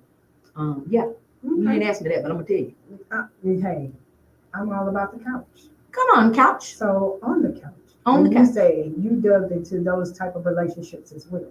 Tell us one of your hardest relationships that you know that had you not got out of there, A, you would have lost your life, or B, you would have went to prison. Well, so listen, it's funny that you would say that A and that B because both of them nearly happened in my second marriage. First marriage, I didn't have no stick-to-itness. I felt like if I ain't like it, I don't gotta do it. And I ain't like it, so I ain't do it. But then I ended up getting married a second time. And sad to say that I discovered it in my own mind, but I sat on the couch and my therapist looked across the table at me and she said, "You married your mama." So to break that down to you, I married somebody that was almost identical to my mother, and the only difference was he was a male. Yeah. Narcissistic behavior, abusive.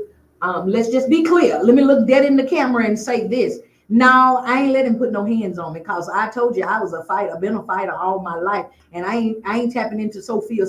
I'm telling you, all my life I had to fight, and I know how to do it. But what I am saying is that he was mentally abusive. The physicality came later on, but it was reversed. But and that is where you got into that B, almost prison. Whew, mighty God, we ain't got enough time. I'm looking at the clock. We ain't got enough time to delve down into that. But married my mother, somebody that was addicted to drugs, somebody that was abusive, somebody that basically meant me no good and was jealous of any aspect of success, of prospering in my life. And So how do you honestly, as a woman, change that dynamic? Because like you said, in reverse, that means he wasn't physical, but you were physical. So I became abusive. Okay. I know y'all would have never thought sweet old cute No, you're Mildred afraid of. would be abusive, but I was abusive to him because he would say things that were abusive. Mhm. He would do things in his drug addicted state that was abusive, and I would just reach back as far as I could and slap the bejesus out of him and punch him and kick him. And I'm not talking about no little girl fight. No. I'm talking about some Floyd Mayweather fight. And I was knocking that Ninjago head off. Do you hear me? Mm. I was punching bagging him like for real. But you said a key word, his drug addiction. When the therapist told you that you married your mother, Mhm. meaning that he had all the traits and criteria, all the things that she was doing, the drug addiction, the manipulation, the abuse, the verbal abuse, but without the physical abuse. You twisted around and made the physical abuse because to you, and this is the therapeutic side of me being a therapist, you had an opportunity to fight her through him. Yes, and I fought him and her all at the same time, and I pin up all of those frustrations in every punch. And let me tell you, girl, it was some one-hitter quitters too. I would twist that boy's jaw when I hit him. So yeah, and I'm not bragging and boasting in it, but it was the anger and the rage. And I want to say this, and I want to look dead into the camera and talk to everybody that might be looking, and definitely into this microphone to those that may be hearing. Because he had an addiction, because he did those things, in no way, form, or fashion was it right for me to become the abuser. So now I have become a victim of my circumstance. And see, you said, and for me to say that part of A and B, I've been that part of A and B. So I had to back away in a relationship. And that's why when you hear Lakeithia, but then now we get to see Lakeithia in the up and raw aspect of her, but not in fullness. You're being truly transparent, and we appreciate that. But then you take that and you make it into laughter and joy through Yielded, because now you see Yielded showing who that side of that funny side and taking those things that she's been through in life and making great strides. Because I've seen you be nominated for things as Yielded. I've seen you be a part of speaking engagements that are powerful, impactful for women as Yielded. But today we had an opportunity to meet Lakeithia. Yes, and I know most of you that know anything about Yielded, see Yielded, follow Yielded. My hashtag is I be Yielded. Mm-hmm. And it's funny that Yielded came to be a name because it's not really a name, it's a characteristic. Right. It is what I've learned to be. My aunt always says that, this is learned behavior. This is something I taught myself to be. So Yielded is my learned behavior, my restraint. And after all of the things that we've talked about today, this is the part that makes me the most tearful, because it comes to a part where it is total submission, it's total surrender, it's total takedown of who Lakeithia was, could be, and sometimes I still am. Mm-hmm. Because I have to lay aside who I was to be who God has called me to be. And we never really tapped into it, but I'll just briefly touch on it. I would write out of my frustrations at nighttime when it was noisy in my house. Most people don't know that I'm not a big person on television, because I would use the television to drown out the sound in my house. So I would turn the television up. So television is like a gateway or a trigger for me into that. So I don't really do a lot of television. And then I got a radio. And so I would turn on the television and the radio to buffer the sound in my house, but I wouldn't pay attention to either. I would write. And so writing has been my scapegoat. Landing pad is kind of what it was. I had my pad and I would land there with my pen and I would write. And so Yielded came to be, you didn't ask, but I'm taking you. Yielded came to be when I gave God my pen. Mm-hmm. I gave up my own written narrative of who my life was supposed to be, Okay. and allowed God to be the author and the finisher. Even though my writing ability spoke to my pain, God began to write another story. And I took on the role as a character in a play. I read the script. I allowed him to write it, and I read it, and I followed it through. So the awards, the nominations, the engagements, those things are none of Lakeithia. They're all yielded. I allowed God to write for me. Although I'm a writer. My pastor says I'm a psalmist, but please don't sing. He says you write songs. Yeah. And it's the writing of the songs of my life that I'm able to walk through. So do you not know, and I know, because we both came from biblical backgrounds of being in ministry, but I didn't come from a background. Well, I'm saying you even did. with- yeah. Yeah. Okay, let's correct that notion. Yes. I came from a biblical background, but Gilded had some ski takes of God through her English as a young kid. Not even, but Not yeah. even. No, I she think took this me is- to church as a trophy. Just a ski- They ain't had nothing to do with God. That was showmanship. God wasn't in that. So you was her baby doll. Yeah, to show off. Okay, Yeah. okay. So when you got the name through God, because there was nothing but God ordained to hear the word yielded. And when you say yielded, that I be like God says, I am.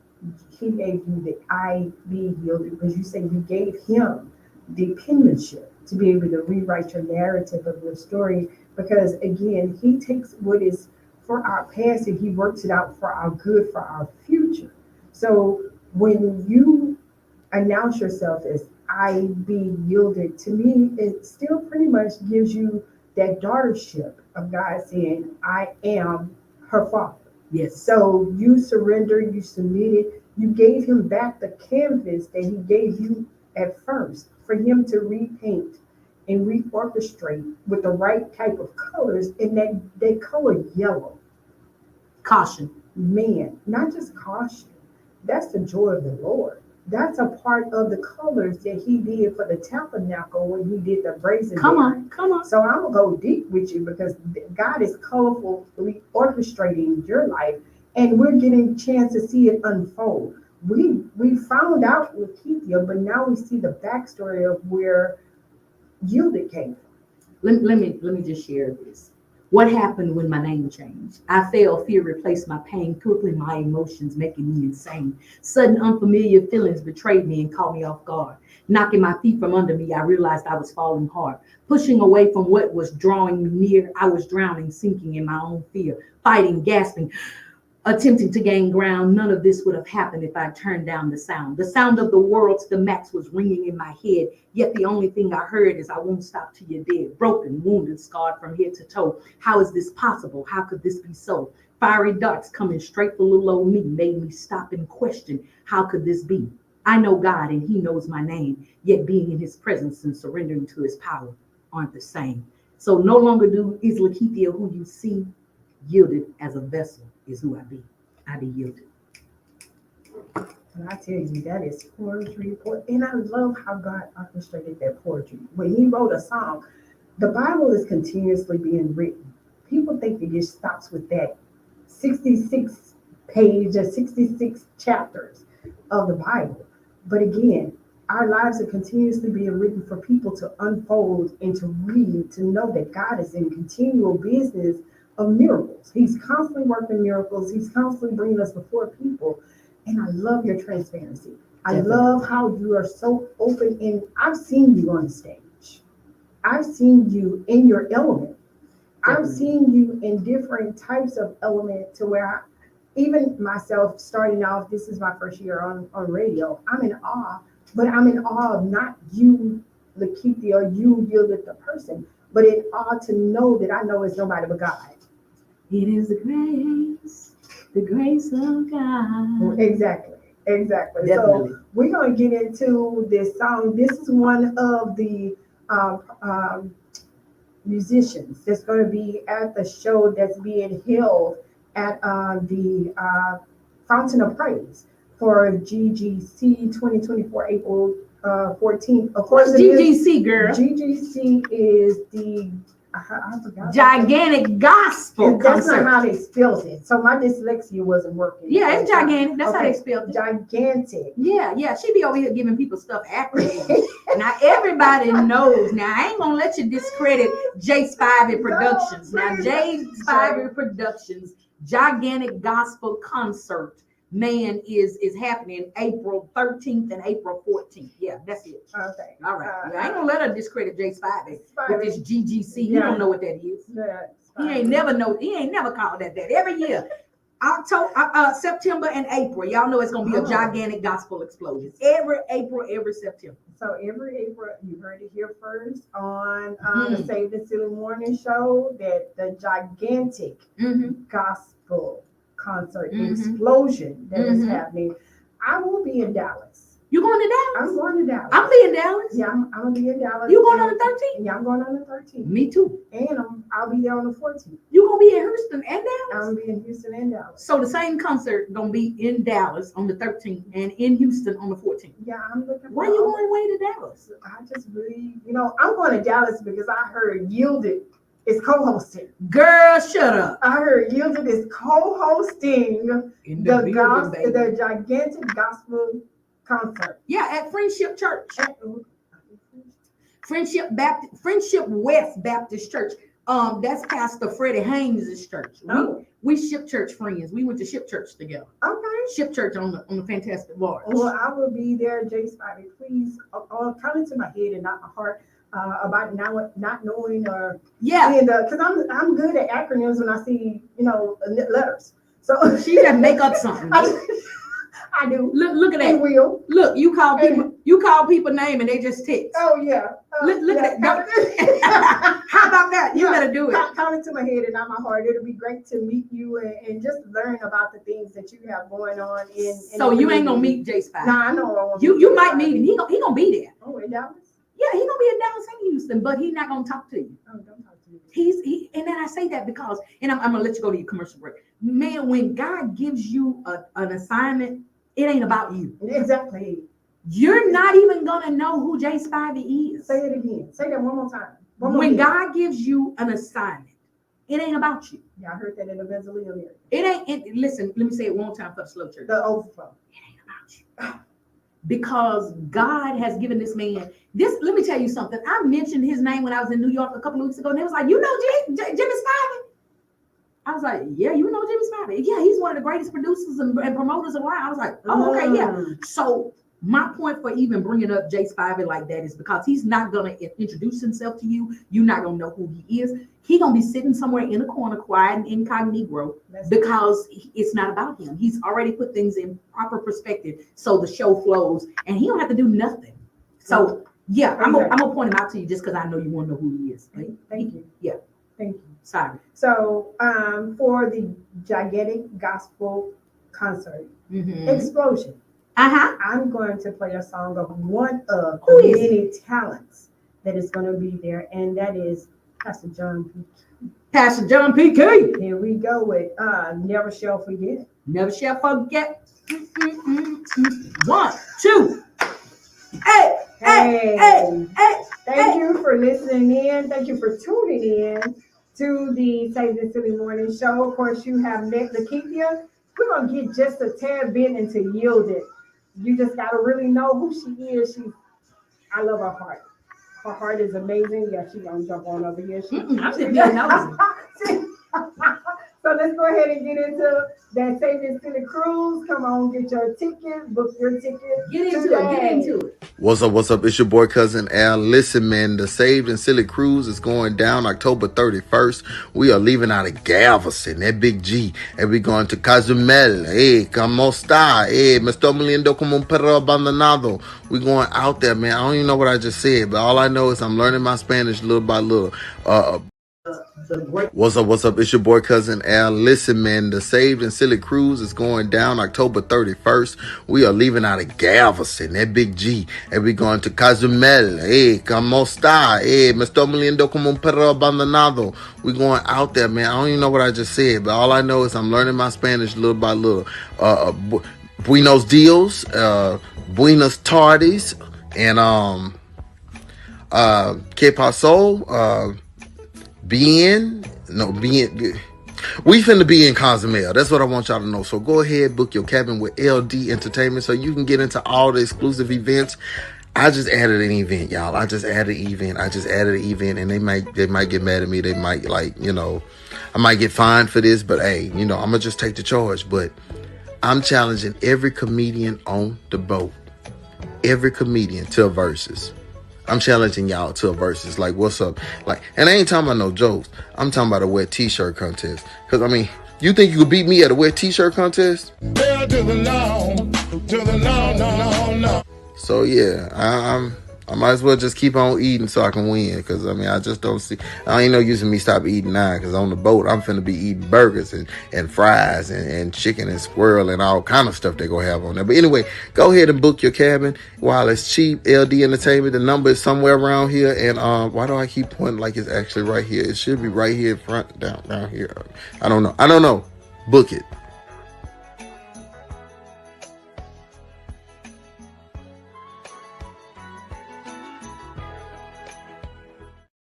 Sunday, April 14th, Houston would never be the same.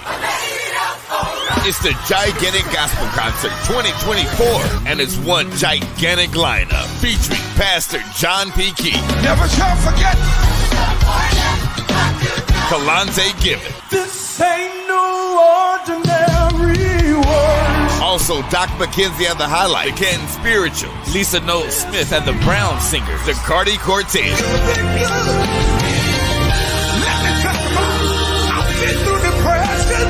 Luther Barnes at the Sunset Jubilee, the group Fire, and hosted by the country preacher Carlos Daniel.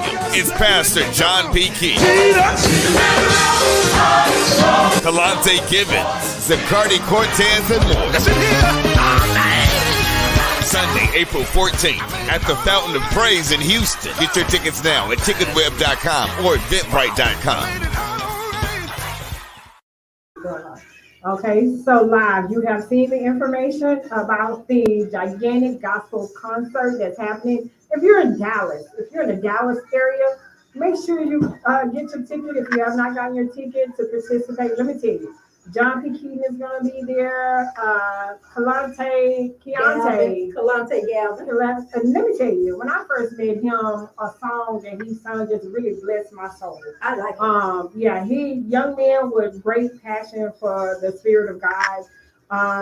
Be sure to continue to tune in to us as we get into the yield. This ain't no ordinary words. Oh, I couldn't think of it. I'm sorry. I got songs to read. I'm sorry. Right. So if you have not gotten your cruise ship ticket, your cabin, $75 until the end of March. Or actually March 31st. You can 31 days of March. You see, I'm having the end of March. The end of March. $75. But be sure when you pay your $75, be prepared to pay an additional amount for the month of April. You have to make payments on this trip in order to be a part of what's going on. The Save the City Comedy Cruise, you're going to have your girl Yildi, you have Morticia there. You have a lot of us there for the Save the City Cruise. So just be a part. Okay, so we are back. Welcome back to the Save the City Morning Show. Okay. Never can forget. You done started again? No, we didn't start again. Look, she done got excited over there talking about Pastor John P. Keaton. Let me tell you, John P. Keaton, John P. Key. Let me keep saying Key. John P. Key has taken me out of some dark places in my journey. Come on, you better use Pastor John P. And let me tell you, growing up as a single mom with 4 children and not having a strong background of support, your family jump in and out here and there. You don't have many people that you can call on. You don't have many people that you can run to. Being in an abusive marriage, being in an abusive relationship. Is you on the couch? Yeah, I kind of went there for a minute. But get off the couch. I got to get off the couch. You better come through now. Hey, my testimony is in my book. Let me tell you. But just sitting here and being relatable is what people need to see. people out there that are very relatable in the community, because people don't want to know your story. They want to hear it. They want to be a part. They want to know that you are who you say you are, and you have been through what you have been through. And it's a testimony, like you said, the word of God say we are the true testimony for people to see and to know that, hey, yeah, I did go through that, but this is where I am. I did grow through that situation, and this is what my life is now, because greater is He that's in me. Thank you. Than he that's in the world. Yes. It's in your Bible too if you ain't tore it out. Okay. Cutting out. I can't really. This young man right here has really blessed my life. What he said? He Put it up there said, so I do can you see know it. Spanish to Put it go up. on the cruise? Put it on the screens. Do you need to know Spanish? Me llamo La Ketia. to go on the cruise? No sabe. No habla en español, es necesito. Sí. Mm-hmm. Piquito, Yeah. if you want Este to go día es to, muy agradable. right. If Yeah. you want to go to what's that island you want? Cozumel. But besides Cozumel, would you say that the island that you can go to for Rico Suave? I can't. So you're talking about Mr. Sancho? Yes. Mr. Sancho is an excursion. Mr. Sancho is it's like a resort. Okay. Yeah, Mr. Sancho. And Sancho, see, people don't know, you got to teach the people. Sancho is like Jody. Mm. You know who Jody Yeah, I is? know who Jody Yeah, is. so Mr. Sancho is like your Jody. Okay. If you watch the novellas, the Spanish novellas, Oh yeah. Sancho be like the man that everybody want to go to. He clean up me. He's a clean up mama. You better stop tapping into my mama music there. I told you I know all my mama music. I know my mama music there. But you know But yeah. what? We gotta take Jesus as the clean up man. As the man that gets all the love. We get let me stop. I tell you, shoulda, woulda, coulda is just etched and etched in her mind. I should have came with my own shoulda, woulda, coulda today. I should have came with, but I didn't think of it. You didn't think I you wasn't. didn't think on those things. I wasn't those things. You didn't think on Love, those things. patience, and yeah, I didn't think of those things. But yeah. So yeah, yielded. Yes, high yielded. Hey girl, hey. So yielded. And You have a show that premieres every Tuesday on the Fire Show. that's the fire show. Yes. Where we put a little heat to the word on the street. Yeah. Yeah. They get hot. Yeah, God lets us be transparent and petty at the same time. Oh. So we every Tuesday, 4 to 7 p.m. on Race Praise 100, we tap into fire topics, which is just kind of what's going on in the world and what we're discussing. You know, what we just pull in some stuff and we talk about it, and then we have the dedicated news featuring our newscaster, the unmedicated cousin Al, who puts a twist and a spin on what's going on, the current events. He pulls them in and he breaks them down and explains it in the way that God allows his mind to understand it and interpret it. You know, so he cousin Al, you know, yeah, he breaks it down. And then we also have our famous segment on there. I don't like it. And you know, as a child, I was taught, and I was brought up in one of those strict households where you don't just say any and everything. And so we couldn't really say a whole lot of stuff, and we couldn't tell everything that we knew and that was going on. But is my mic on? Because I can't hear myself. Yeah, your mic is totally Something's wrong with these P-man. Something wrong with these headphones. They wearing me out. And when I can't hear myself, I can't function right or something. Oh, I need you to function. So let me turn these up. So yeah, because I got to be able to hear myself. Y'all, it's something about when your personality on air. Oh, don't do that. Okay. Yeah, you let me control it over here. You almost blew out my eardrums. Listen, and my mama, turn me back up just a little bit. Just a little bit. Yeah, don't turn me up. Like, Yeah, but let me control it over here. Who said that? Turn me up just a little I bit. don't know. Turn my mic up. Turn your mic up. But listen, my mama beat me in my head one time and busted my eardrum. And so yeah, you almost busted it again. But what we was talking about? We was talking about your host, your co-host on your show. My segment on my show is I don't like it. It's an opportunity for me to be able to testify. So the fire is a church, and we got fire nights according to Cousin Al. And the fire nights get to call in and testify about what they don't like. And we don't say don't like, because that's not the word we own. We own I don't like, because we bought it and we trademarked it and it's ours. And so we just typically get off our chest the things we don't like. Mm-hmm. And I don't like if you ain't never listened to the show 4 to 7 on Tuesdays. You know what? You just gave a spiritual word for those who don't understand. Don't get mad if someone uses something that you did if you don't trademark it. Buy Exactly. Because why he can't is bought, own it. paid for. It's yours. And if you try it, throw me my coins. I don't like it when people do that. This is called infringement. Yeah, give my coins. It's infringement. But yeah, so that's one of the things that Yielded does.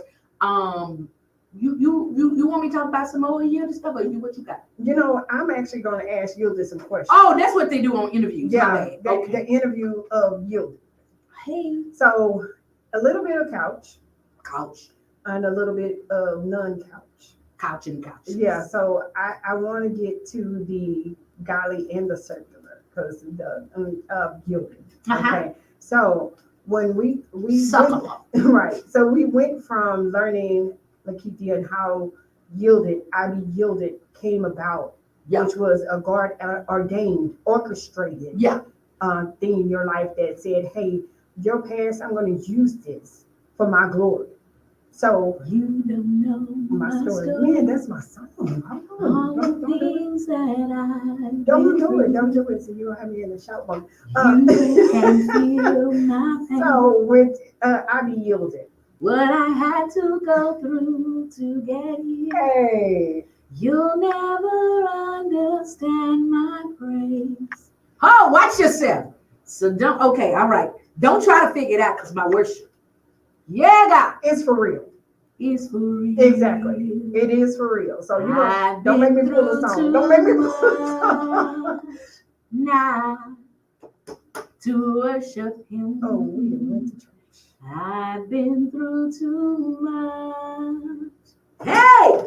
Now to worship him. Yes, Lord. I say hallelujah. Hallelujah. Hallelujah. Watch it now. Come on, Tish, take this back. When he take My my worship. worship, it's for real. Yes. Lord, I love you. Lord, I love you. Lord, I Watch out now. Don't, hey, stop. My Stop. worship is for real. Stop it because I'm about to get up out this chair. Lord, I thank you. Lord, I thank you. Lord, I thank you. Stop it. Don't pull it up. Don't you play it. My worship My worship is for is real. for real. Hallelujah. I've been through Yes. too much. I bet you won't play it. I just need to hear it right now. Just go on and don't worry about the question you had asked me because yeah, we'll get back to that in a minute. What's that, John P.G.? Listen, I just know the song. That's You know, that ain't John I'm P.G. trying to find it because I need that song. That's Larry Trotter. Okay, Larry. Larry Trotter and them. But Okay, yeah, Larry Trotter. yeah, she didn't let the moment pass. But go on back to your question. I can't. Go on back to your question. I can't because I'm looking for the song and I gotta have it. So My worship see, is for see, I can't find it on here, so I'm gonna have to go a different way of doing this song, and I hate to not give him his spin for it. That is. Don't worry about it. Yeah. But you had asked the question. What did you even ask me? I didn't forgot now. That song just took me out of there.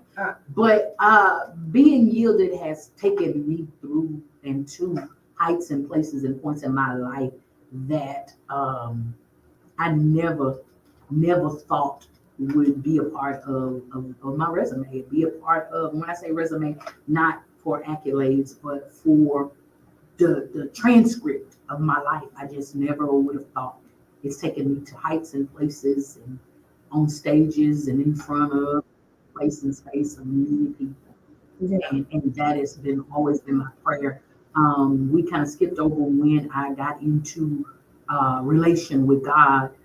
It was in my transition and moved to Houston, Texas, that I had my first real personal experience and encounter with Christ, and totally submitted and surrendered my life over to him. Right. Got baptized, joined the New Peace for Rest Missionary Baptist Church at 6520 Heffernan, where Reverend Joe Jack Colton was the pastor at the time. Shout out to him, big praises, up to heaven toward him, who was my first spiritual father. Yeah. If y'all don't know who that is the father of Marcus D. Wiley. So I got adopted into the Marcus D. Wiley family when I got into Houston. His mother and his father became my mother and my father. So when you hear me say that Marcus is my brother, that's how, because his mama and his daddy adopted me and my only son at that time, Kobe. They picked him up from school, kept him, babysat him. We would go to their house, sleep on their floor. Why? Because I'd eat all their food and then be too tired to go home, so I'd take a nap on the floor. She said, now you can't keep coming here wearing my carpet out, cutie.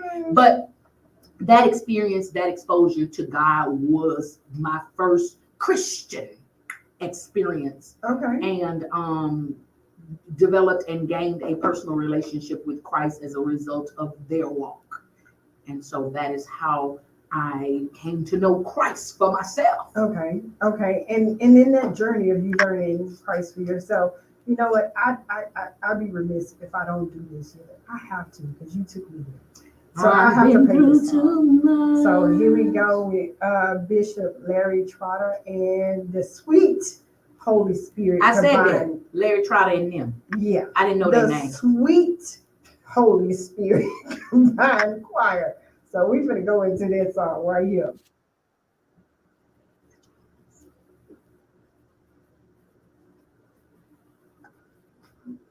Beyond the Veil.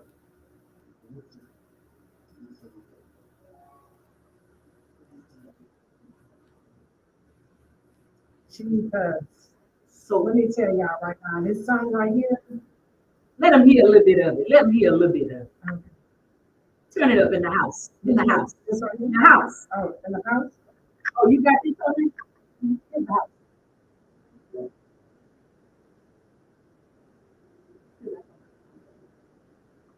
Oh, but you turn them down. So that's how you need your microphone. Oh, you turn it down. Okay. I never take the volume down. I turn the buttons on. Okay. That's how y'all be keeping them on. So, Hey, what I had to go. This song right here is a true testimony for me. I know it's probably a true testimony You know they for a can't hear, girl. Oh, you Yeah. gotta go look at Yeah. So this song itself has really taken us both to places that only God can take. My worship is for real. You heard the key dip, met Tish, not met Tish. Met Tish on the couch. But now you got Lakeith. You got you. Take that moment.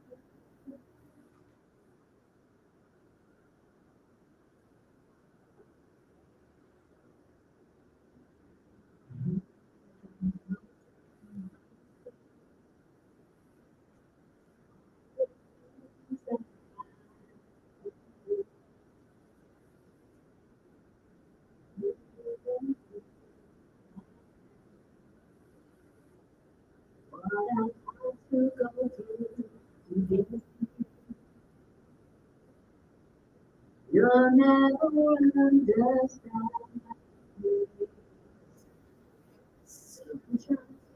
Don't try to figure it out.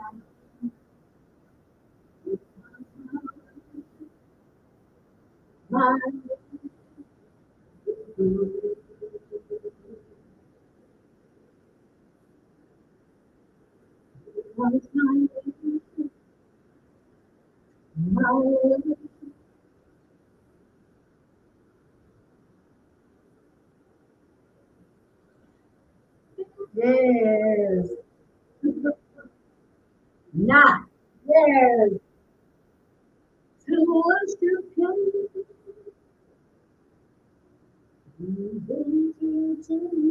Sing, sopranos.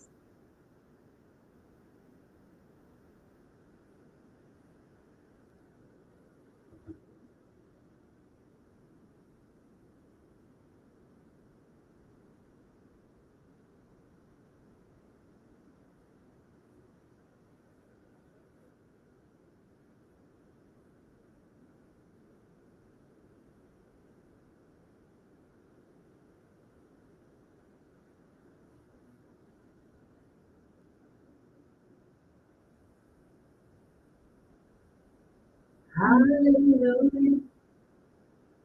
Hallelujah.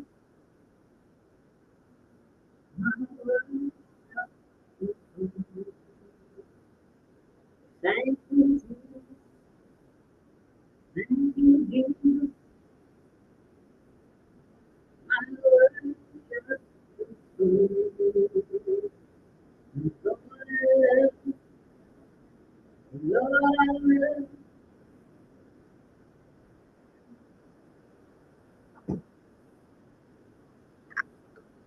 You're so worthy. You're so worthy. Yeah, yeah, yeah, yeah, yeah, yeah, yeah, yeah.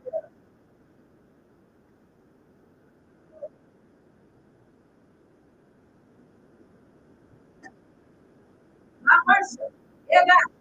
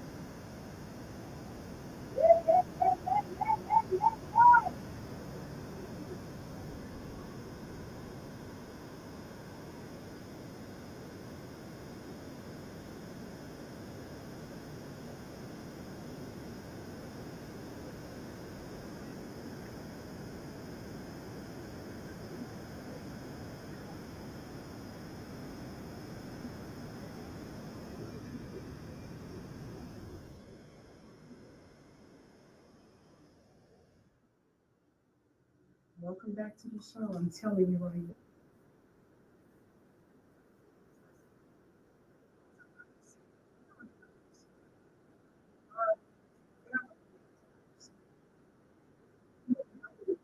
The thing is, that's what you can't judge a person's worship. Don't judge the book by the cover because you don't know the story. You've never been on no highway or in the street. So it's all about worship.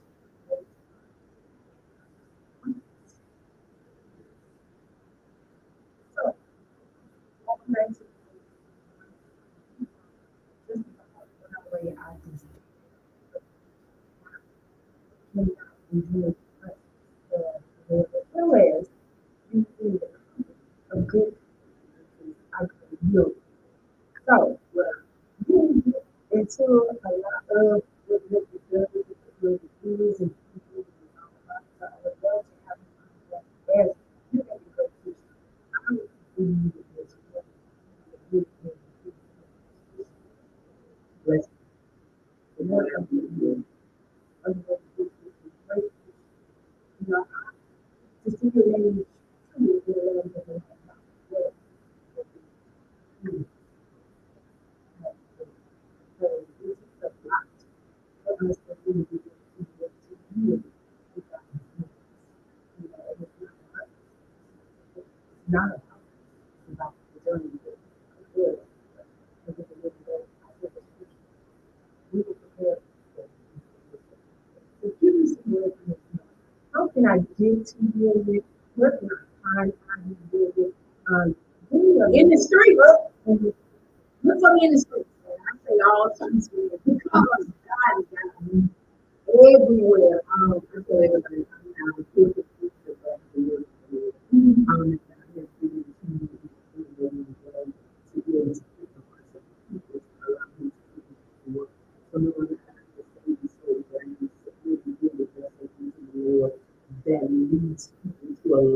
would make them say, "What must I do to be saved?" I live an exemplary life, which means I'm open.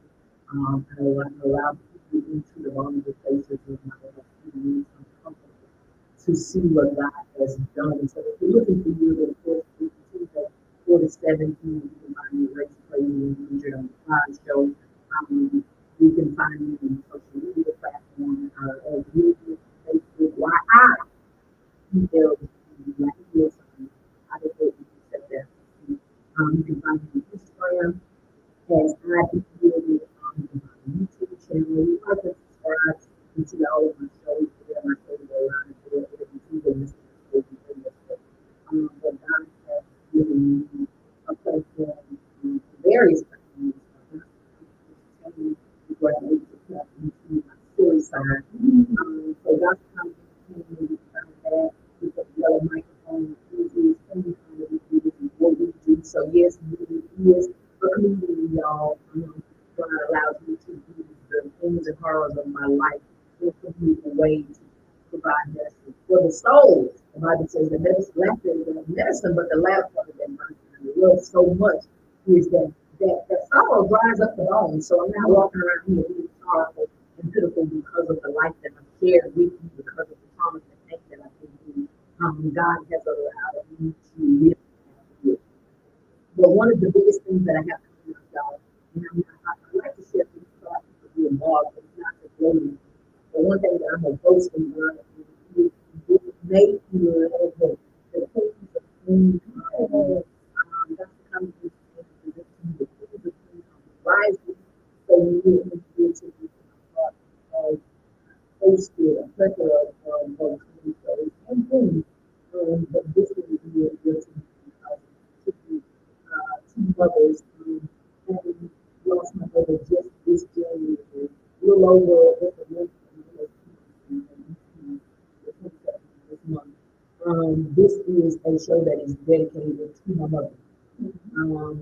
I say it's dedicated to my mother because shout out to Ike, who is the name that we call it. Shout out to Ike, the CEO and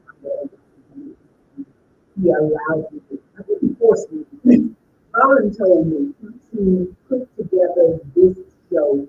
And so I put together this show. When I say I put it together, I picked the comedians, I pulled the all of the everything that you will see in this. And thanks for Ike for allowing me to do that. So not only will you get to see some of the greatest talent in comedy, it's going to be all women. The whole entire show is going to be comprised of all women. The DJ, the comedians, the host. That's going to be me. I'm going to be hosting it.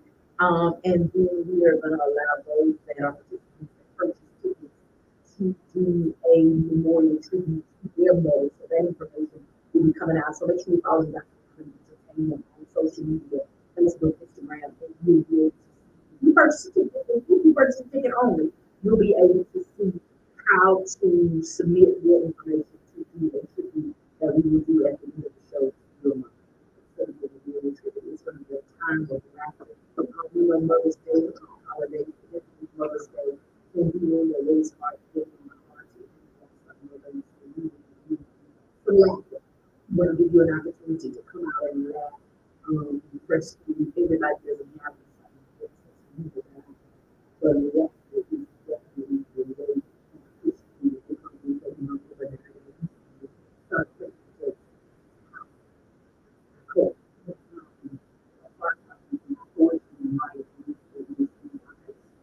So that's what we're gonna do on September 9th. Listen, I was just listening to y'all.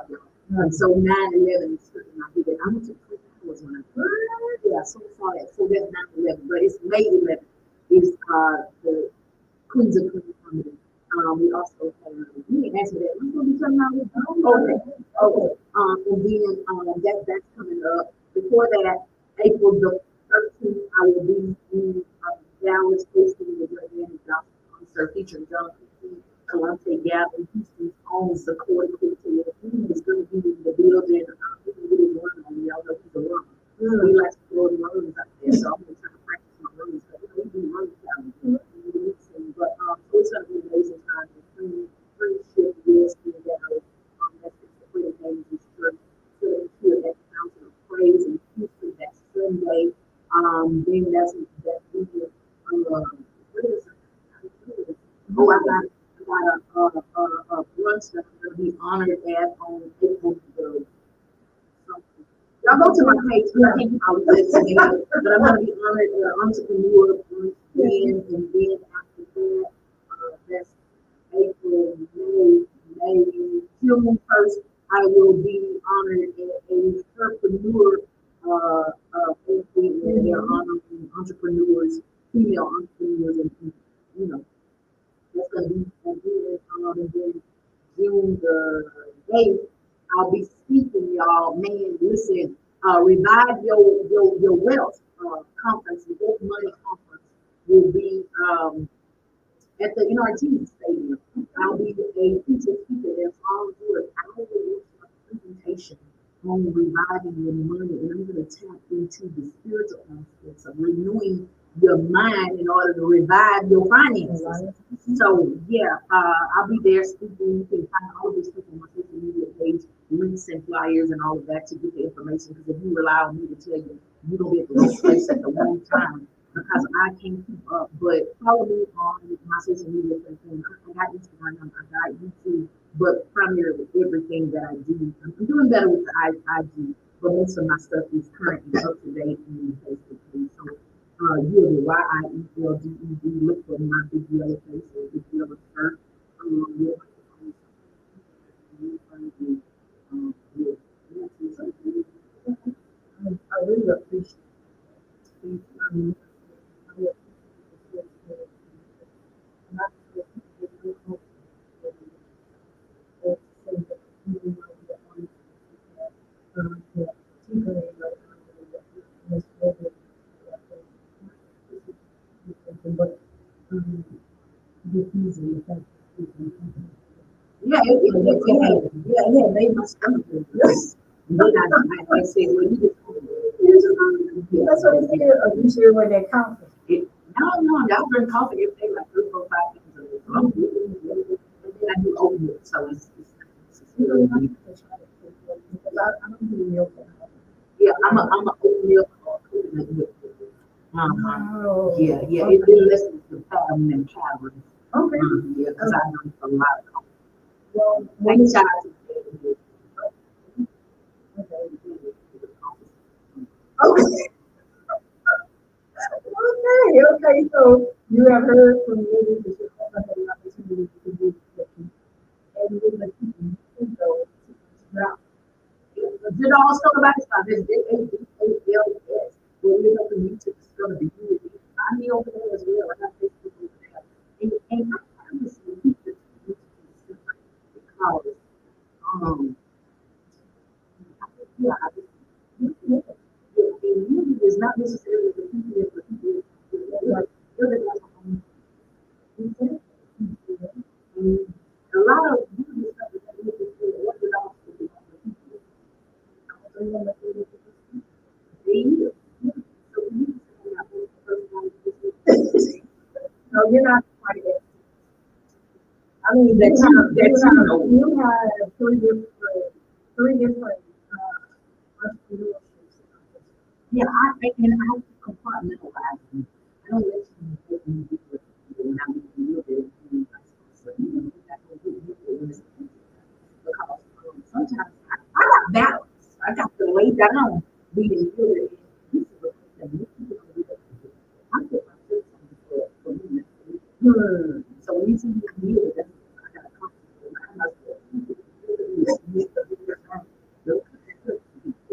because I don't necessarily know him, but I like to talk to you, but I know that I'm going to be on my side. I know that because I still working. Yeah. Yeah. But I'm more kindred to it. Yeah, because no, they ain't see Judah coming. Although he stuck to the test, they ain't see it coming. Whereas me, oh, you gonna see it coming. I want you to. I want those. No, that's right. Yeah, pray for them. Yeah, pray for them. All in? Yeah. Let them do right. Yeah. I want to share this because he has. Yeah, but I want to share. people always ask, what's your favorite song? What's your favorite scripture? What's your piece? They want to know how close you are to God when they ask you that. But I would like to share my favorite scripture, and it is my scripture that in all things I'm able to get. Now it's not that. Not Romans 8, it is Romans 8, but not Romans 8:2. Romans 8:2. And it says, for I consider that this present day suffering is not to be compared to the glory that is yet to be revealed in us. And so I like to read out the next scripture, read out the next scripture, and tell people that's my favorite scripture because I want to encourage you. I want to remind you that no matter what you're today, no matter what that present circumstance and situation that you are in, that God has a greater victory for you. And it is not what you're going to do right now. Right at this moment, in any moment of turmoil, any moment of pain, any moment of sacrifice, any moment of anything that's uncomfortable is not to be compared to the glory that is yet to be revealed. So God is going to supersede all power and supernaturally miraculously change that thing around and allow you, for the all called comfort. So it's good. But we know that all things shall work out. For He is good. And so God has no plans to destroy you, but plans to prosper you. And so just remember, keep that in the back of your mind.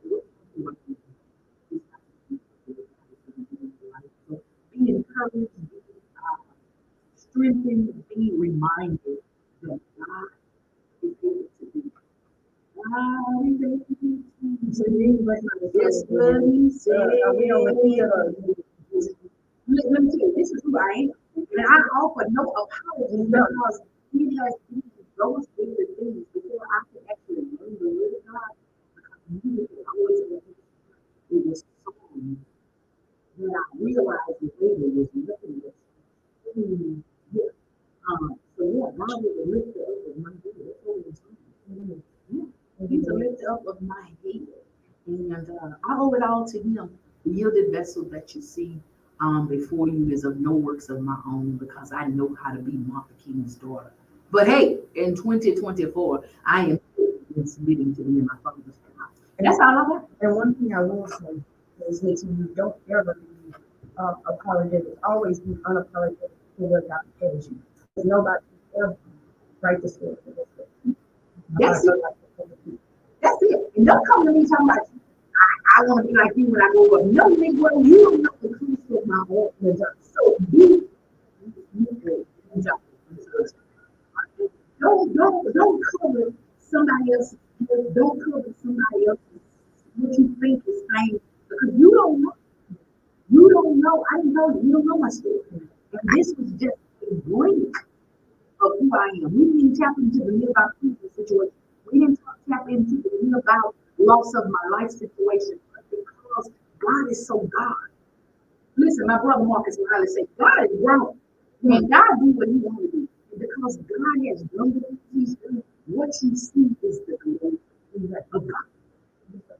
You just see the glory of God. You don't know the nights I cried. You know the things. You don't know the hell that I've been through.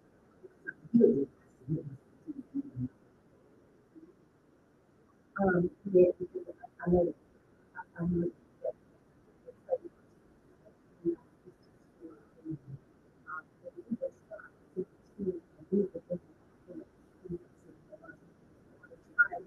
Listen, you don't want to walk in these things. You don't want to walk in these. And this is just one path of many. So what am I saying? There are many things that we can do, many things I have to go through, many trials, many tribulations, but by the grace of God goes on. God allows me to continue to carry on. God allows me to continue to smile in the face. Let me tell you something. Buried my mother, I ain't buried her, but I had my mother's homegoing celebration on the 3rd of February. Flew out on the 4th of February. And stand in the face of NFL players at the Super Bowl and this and that. Do you know how painful it was to stand there and breathe, yet smile in the face of people? So let me tell you, don't go up walking to nobody and say, I want to be like you when I go up. Because now many times you don't know the hell, the pain, and the oil. You don't know the cost of oil.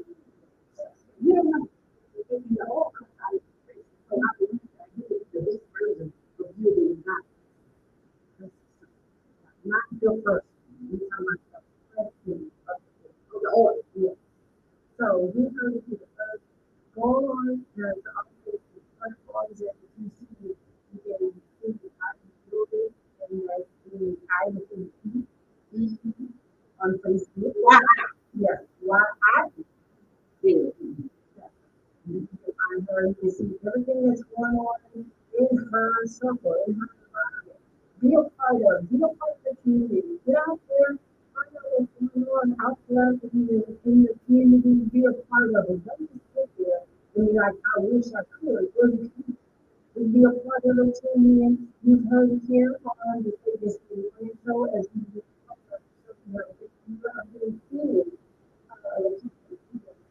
so, and now you feel that you also are here with your host, Martisha. I continue to send shout outs to Real Talk Girl Erica. But she'll be here next weekend. Be on the tune and look out because we're going to have even though it's Women's History Month, we're going to have to be open. Yeah, male Thursday here. Yeah, we're going to the couch. And what I love about the couch is the couch is full.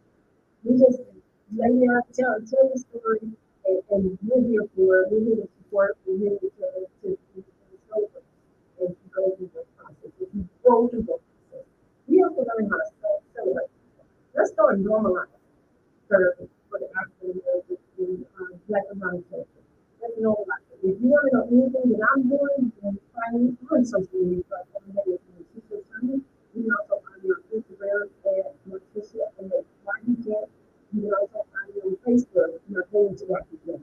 I'm going to be talking about the past on my YouTube, and I'm going to give you a story about God, why he makes it. So we're going to look at that. I can't do it today. I have to do it because, again, we got to stop sugarcoating stuff. No diabetes around me. No spiritual diabetes or nothing like that. Because, again, other people, and then in yourself, I got to do it. I got this one shirt that says, I am for everybody. You know that I am. I am. That's just I'm for everybody because I may not know, I may not have what you need, but I know somebody that do. I ain't for everybody. I'm glad you for everybody. I ain't for everybody. I am. Listen, I'm like Carter Little. I'm horrible going down, but it's good for you. But I ain't for everybody. But see, I am. I am. I like it though. I love this for you. Yeah. I love this for You you. can't help but to love her. And look at it. If you cannot accept the truth and the real person, you need to go back in your shell, regroup yourself, and come back. Because the realness is here. That's a them problem. Yeah, that is a them problem. Because I still want to, they say it. I'm still. Who are they? Say their name. Exactly. I want to move, they say. Say their name. Yeah. They say it. I want to move, they say. Listen, you trying to ask for a request for the yeah. See, the number having people come to church, they won't do it. Okay. So, it's a song in there, J Long, Calhoun. It's in there. Yeah, it's in there. It's in the player. But I say that because people never know what another person is going through. And sometimes, they say first impression is last impression. Your first impression with somebody may be at a moment that they're doing something, going through something. So stop being so hard on people and jumping and pouncing down on the head and making them feel like you found it. J-Lon, J-Y-L-O-N. Get a little grace. People tend to want to put you in a group and say they tend to want to put you in a group and box you up and call you a this and a that. When typically you may not be being the best version of yourself because people don't know what's going on. And so I like this song because it basically tells you that we need to extend a little more grace toward people.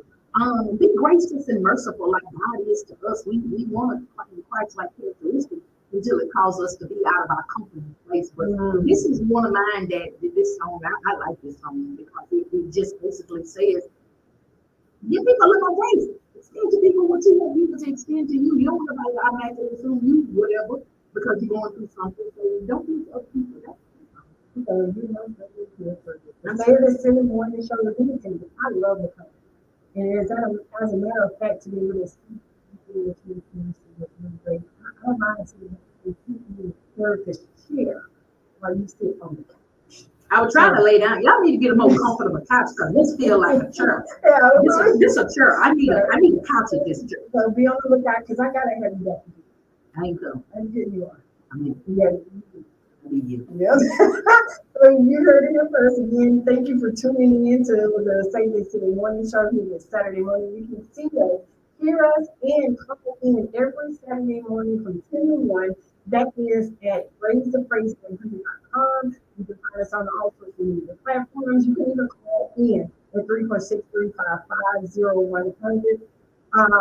And that's something I still am learning that when we praise all day, every day here in Raise to Praise. But we're going to get on into this song, and I will see you on next Saturday. Here in 10-1, it is your girl, Martisha, Tish on the couch, and our guest, Ivy. Can I get a little grace? Hey! All right. We have enjoyed you here.